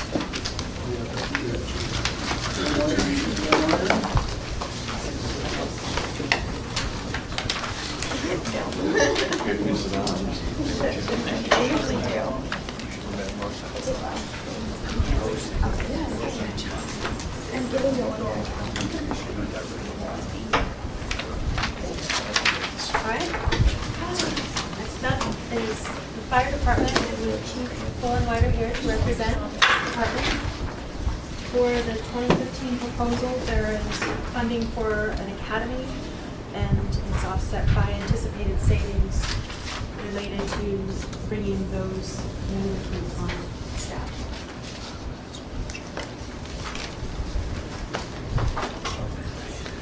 Okay, Mr. Flynn. Chief, Ving is looking at the detail. You have funding for 354 qualified officers. We have funding for 376 total people. 315 of those are what we call line positions, or 56-hour work week. 315? Yes. Thank you. And how many people do you have for those 315 positions right now? If we're fortunate, thanks to Bosky and Elizabeth Jackson, we'll have 315 as we speak. To meet some more requirements, psych. And the physical. And the physical, and that's happening right away, so we'll know within a week how many of those 9 we retain. I suspect after interviewing, then we'll retain all of them. Okay, any other questions? Mr. Bosky, yes, I'm sorry. Thank you, and I just want to point out, it was thanks to the whole assembly that we were able to get those positions funded. So I want to put kudos where kudos are due. Okay, Chief, let's delve a little bit into your budget. So what I'm seeing is your budget is $2 million less than it was in 2014, the proposed 2015 budget. And as I'm looking at that, it concerns me because AFD has had overtime issues. Are you thinking that the additional staff that we're bringing on, because we're bringing on additional staff, is bringing down your overtime? Is that where you're going with this budget? What I want to see is this realistic budget? Yes, I believe so. There's two things at work or at play here. The first thing is the 9 people that we just, they got conditional offers, hopefully get the final offers on the site. The second thing is that we're running a second academy, and that is actually academy fee that's ongoing right now as we speak. We're doing the test, we're doing recruiting, and we'll do the testing before the first of the year, and we'll start the actual academy in March. That academy actually is funded, thanks to the mayor, for $500,000 in 2015, which will carry those salaries through July 1st of 2015, meaning that we're on top of the curve instead of behind the curve. What's happened to us in the past, and I heard APD say the same exact thing, is that you hire folks and you have an attrition rate and you're down here again. We've taken a proactive step, and again, thanks to the mayor and his budget, we're hiring 10 extra people plus whatever vacancies that we lose between now and the first of the year. So when we go into 2015, we'll have our authorized staff of 315 plus an additional 10 folks. And yes, it's a realistic budget. I honestly believe that we can meet that overtime figure given those numbers. Can I follow up? Second question. One of the biggest challenges it seems AFD has is with paramedics specifically. And it seems like in the past some of the greatest success has been the internal promotion and training of those paramedics. What are you doing to try to maybe breathe new life into that old program of bringing EMTs up and potentially training them to be in-house paramedics? We have sent our own people to school. The last 2 were Denver, is that correct? And they did very well. Matter of fact, they were on the street within 3 months of returning. So it does, in fact, pay for us to do that, because they're already members of the department. You know, they already are used to the weather. And I couldn't help but listen to Mark just for a minute or so. He talked about doing the recruitment outside. Well, it doesn't work. We know that too. We've tried it. But keeping your own people, recruiting within the state, like we did for the paramedics, it's very helpful, and it'll help us retain folks. Last question. The paramedics that you just got through, where did you find the most of them came from? Was it from like South Central, Wasilla, Palmer, Chiviac, or was it truly everywhere? Actually, we've got 3 from the university, paramedics. I think we had a like number from Matsu, and I don't know where the other 3 came from. That's okay. Alaska. That's okay. Thank you. Mr. Honahan? Yes, and I meant to ask this of Chief of Police as well, and I noticed that for the reduction to the contribution to the Police and Fire Retirement Trust, and it's a substantial amount of dollars, and I think the police department had to go back one day to look. I believe they, yeah, and you don't show that that's anticipated for 2015 because you're reducing it here. Is there a formula for that? I mean, because that's been if I understand it right, that's been because of the markets and the returns and the department's share of what needs to be made up to make the retirement system back to where there's no unfunded liability in actuarial. Am I saying that right? I mean, are we not projecting losing any funding from? We're projecting giving less, is how I understand it, because of.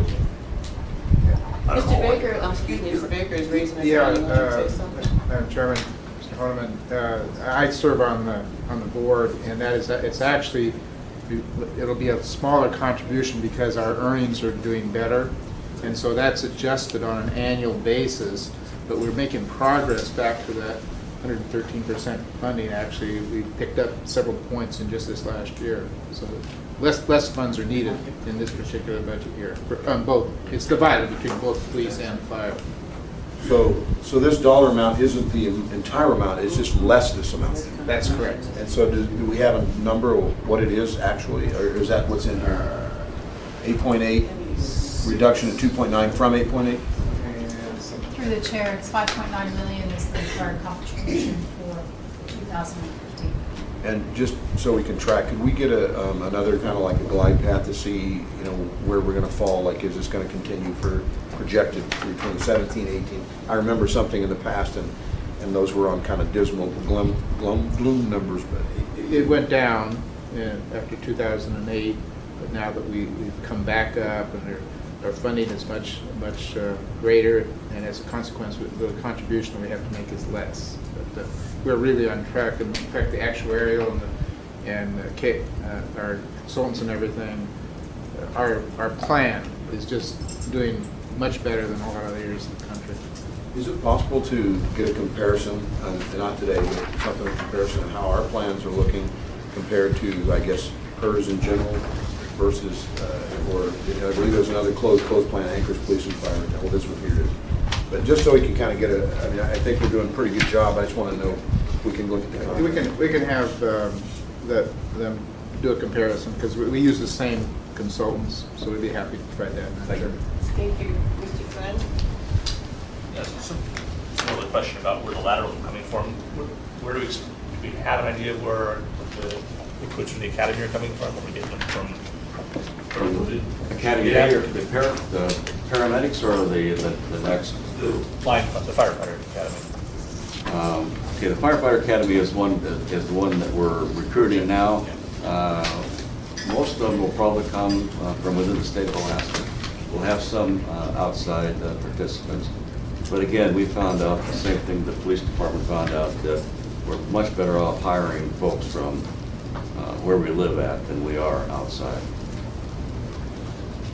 Thank you. Ms. Zimbowski? Thank you. One more, and I'm not finding it. Maybe I'm just overlooking it.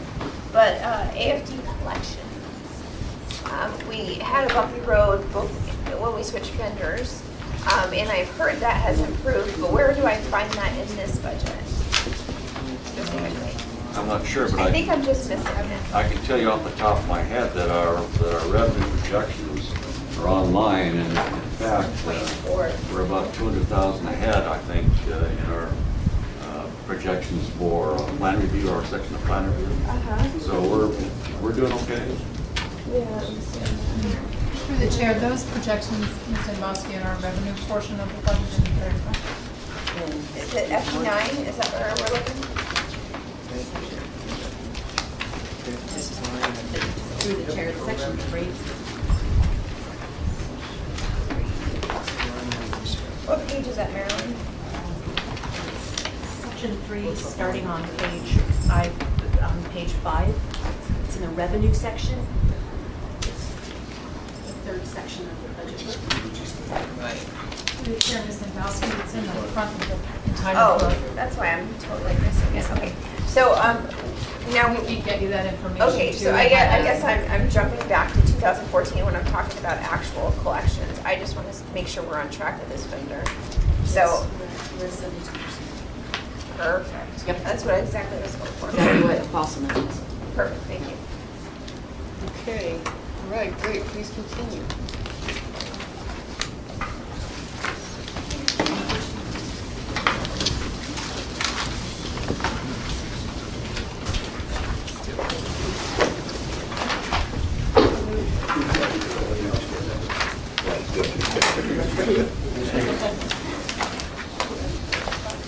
Last department is the Public Works Department.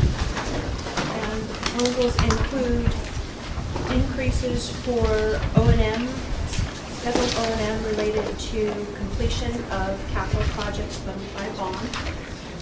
And then also there is a proposed reduction due to anticipated lapse and a result of organizational management.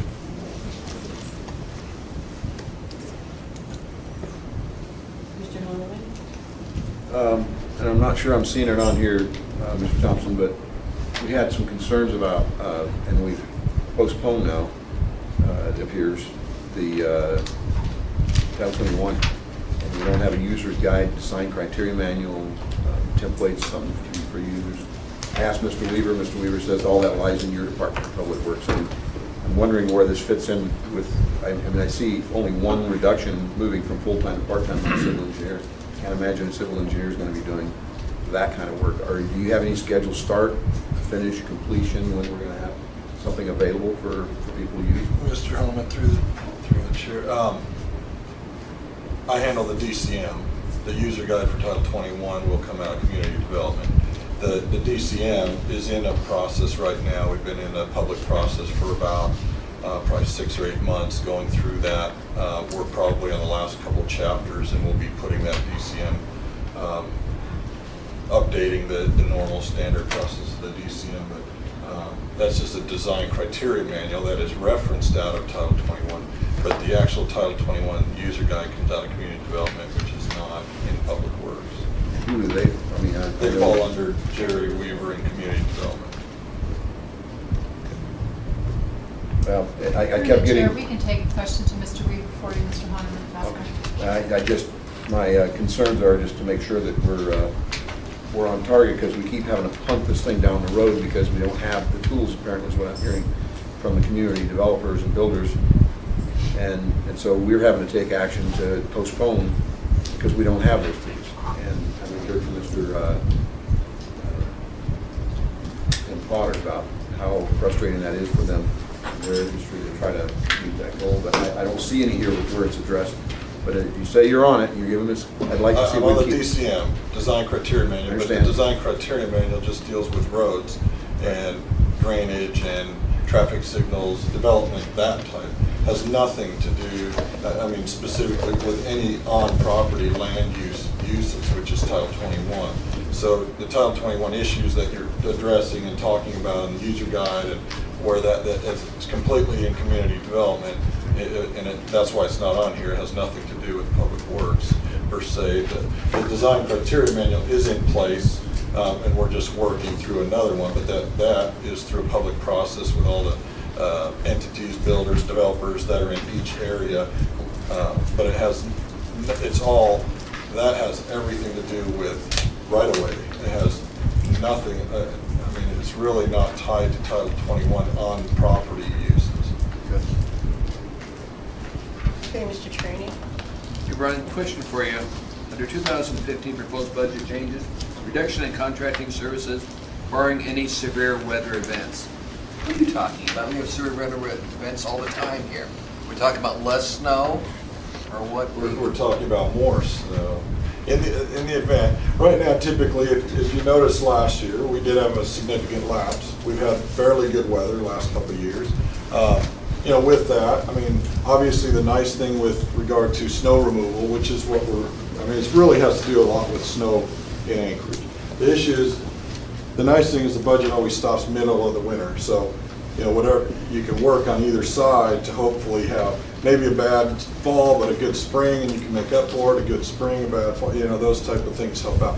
But what I was trying to say is, these cuts are in the area where we lapsed last year. So basically, we're staying, we're efficient, we're doing that, but if the weather turned and we ended up having a very large snow year, the contractual services for snow hauling could go up, and we would have to come back, but it'd be pretty obvious when we came back to you for asking for additional funding to remove snow around the city.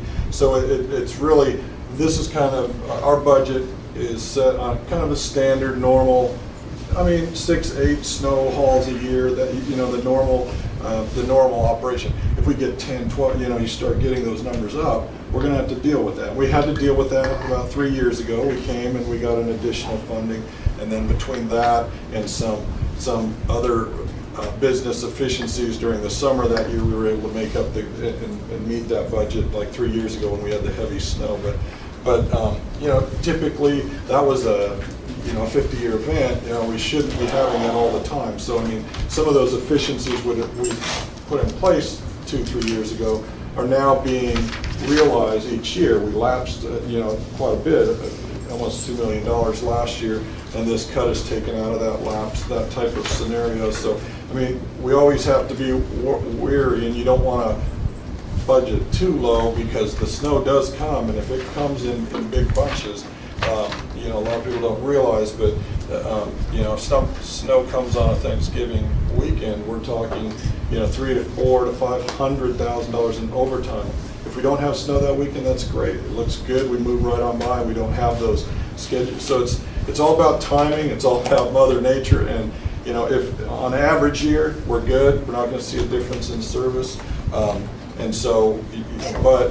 I wanted to make everybody aware that that's great until we have a really severe. I mean, it's got to be worse than what our normal winters are.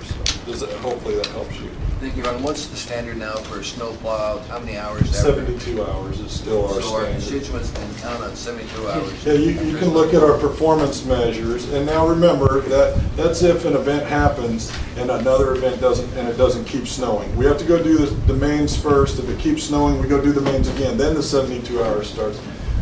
So it all depends on kind of the method of how it snows. If we get a big dump all over town and it's over 6 inches, 72 hours and we get no more snow.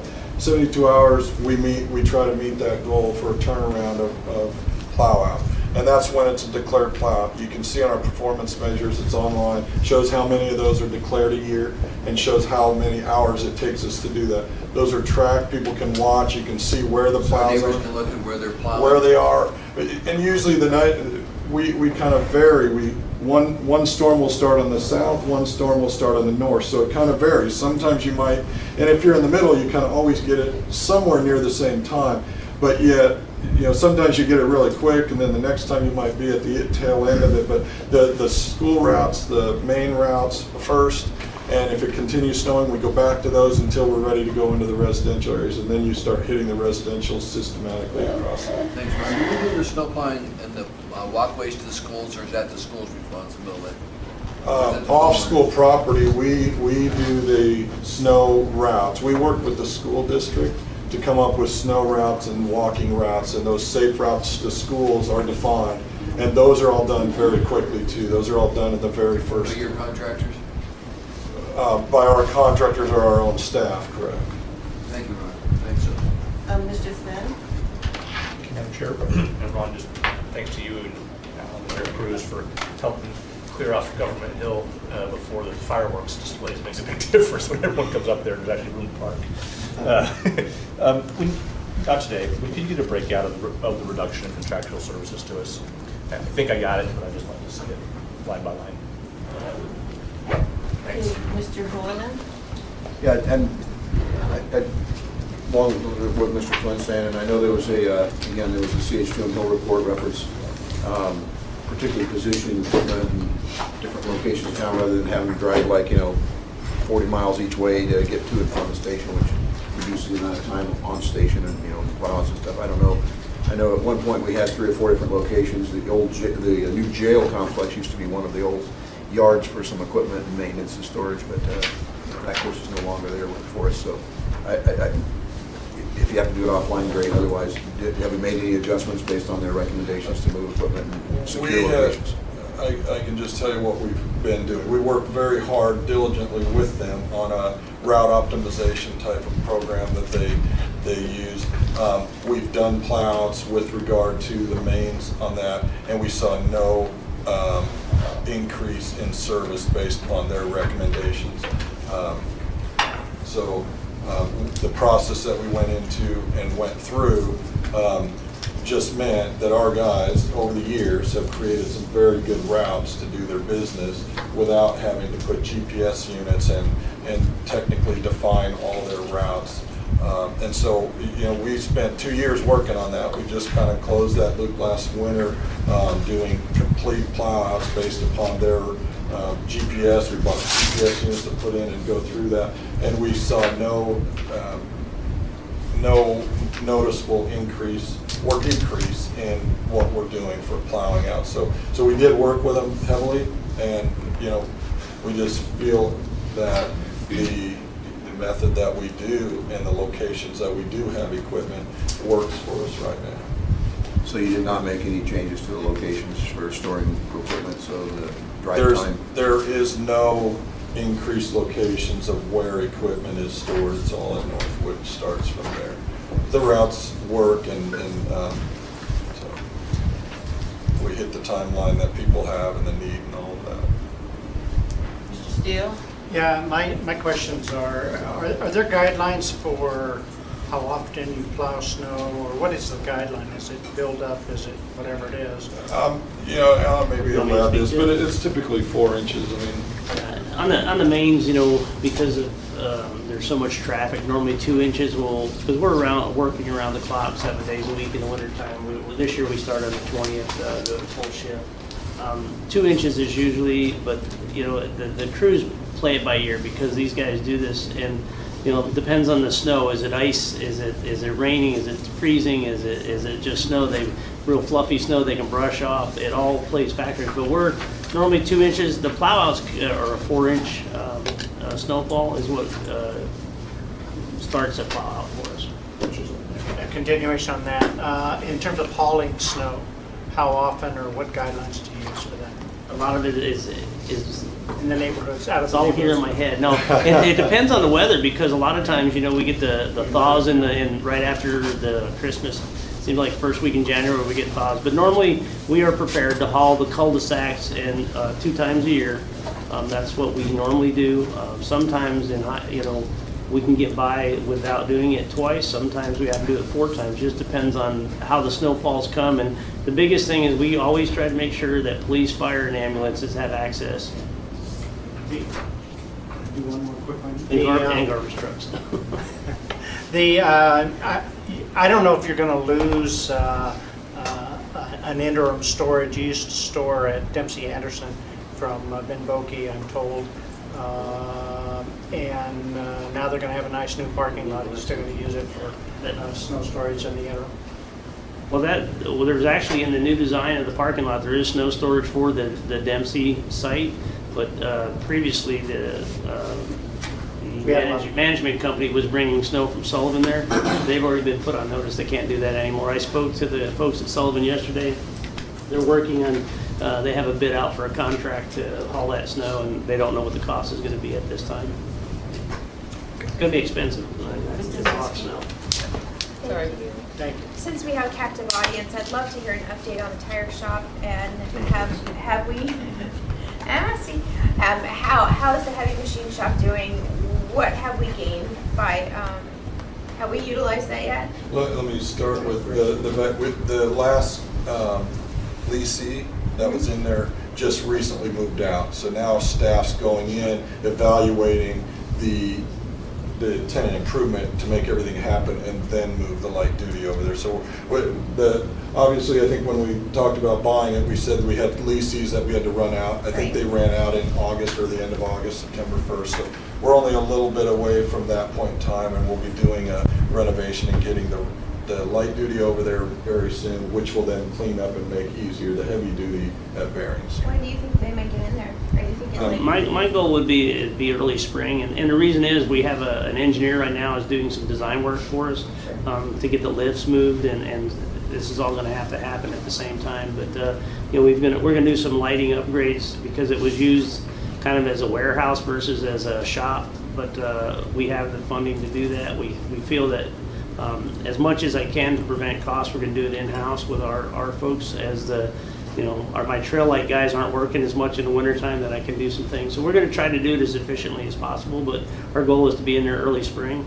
Maybe sooner, depends on how things go. Right now we have an engineer designing of what's the most efficient use of the space and setting up the lifts and those types of things. Well, that's good to hear. And just to follow up, if I may, the gentleman that got hurt when the lift collapsed, how's he doing? He's doing okay, but he's no longer working with us because he couldn't come back to work. He couldn't regain the strength in his arm. He's getting back slowly, and we also told him if he could, get back to 100%, we would take him back. But right now, he just doesn't have the strength in his arm to do that kind of work. So. Thank you for that, dude. You bet. Mr. Train?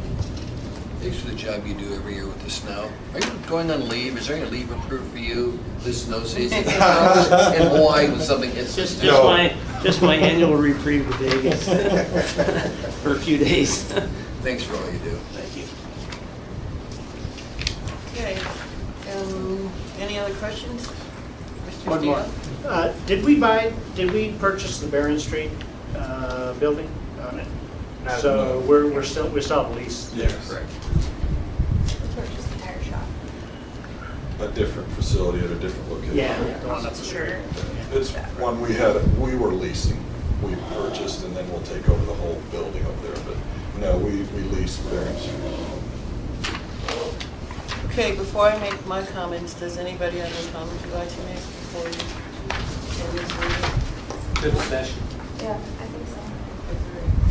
Well, first off, I'd like to thank our CFO, OMB staff for their presentation. I'd also like to thank the department directors for being here because, in my opinion, it certainly made a difference. And you'll probably find that there are not as many questions to follow up on like there usually is. So thank you very much to all your directors for being here. I just want to go over what we have next. Our next work session is on the 17th. Friday, a week from today, from 11:15 to 1:15, and that work session is to get an overview of the enterprise activities, also known as utilities, both operating and capital, and then to do the general government capital budget. And then we have on the 24th, 3-hour schedule. I'm sure that'll change, and that's basically to talk about what budget amendments we wish to bring forward. And we'll have the budget amendment form. We'll figure out a schedule for that, but we still have time. Let's get through the presentations first. But I also wanted to just make a comment in terms of if we do have budget amendments, funding sources, all right? And as you probably know by now, and I'm not advocating tax into the cap, but I'm just going to remind you that this budget is $2.5 million under the tax cap, which means if there are amendments that take up the $2.5 million, what that means to our citizens is $7.46 per $100,000 of assessed valuation. In other words, if you got a $300,000 home and we use that extra 2.5 for services, it's going to cost our community $22.38. I just wanted to point that out to everyone. If you have any questions. I'm sorry? Per year or per month? No, per annual. For a $300,000 home? Per year. Well, yeah, $22.38. Yeah. Mr. Trainee? You might want to point out, too, that if we do not go to the cap, that money's lost forever. Good point, Mr. Trainee. And it is. Yeah. And it adds up. Adds up here. Mr. Fleming? May I have a schedule note? Sure, please. We had tentatively scheduled November 25th as our final meeting on the budget for approval. we are advised by the municipal attorney that since our final public hearing is on the 18th, we have to let 7 entire days pass before we can finish the budget. And so I've been in discussions with the clerk's office, but we're looking at November 26th, the Wednesday before Thanksgiving, at noon. So you can get home and get to work on your turkeys. Sounds good to meet you. And one last comment, like I One item mentioned agenda. at the Yeah. meeting on Tuesday, we're not gonna have a budget committee meeting this month or next month, unless somebody really thinks we need to, but we're gonna have enough budget meetings that I think we can just put off our meeting until December. Okay? All right, with that said, any comments from anyone else? Mr. Mayor, you want to make some Well, comments? thanks for your time and attention and all the work of our budget and finance folks and all the department heads. Thank you.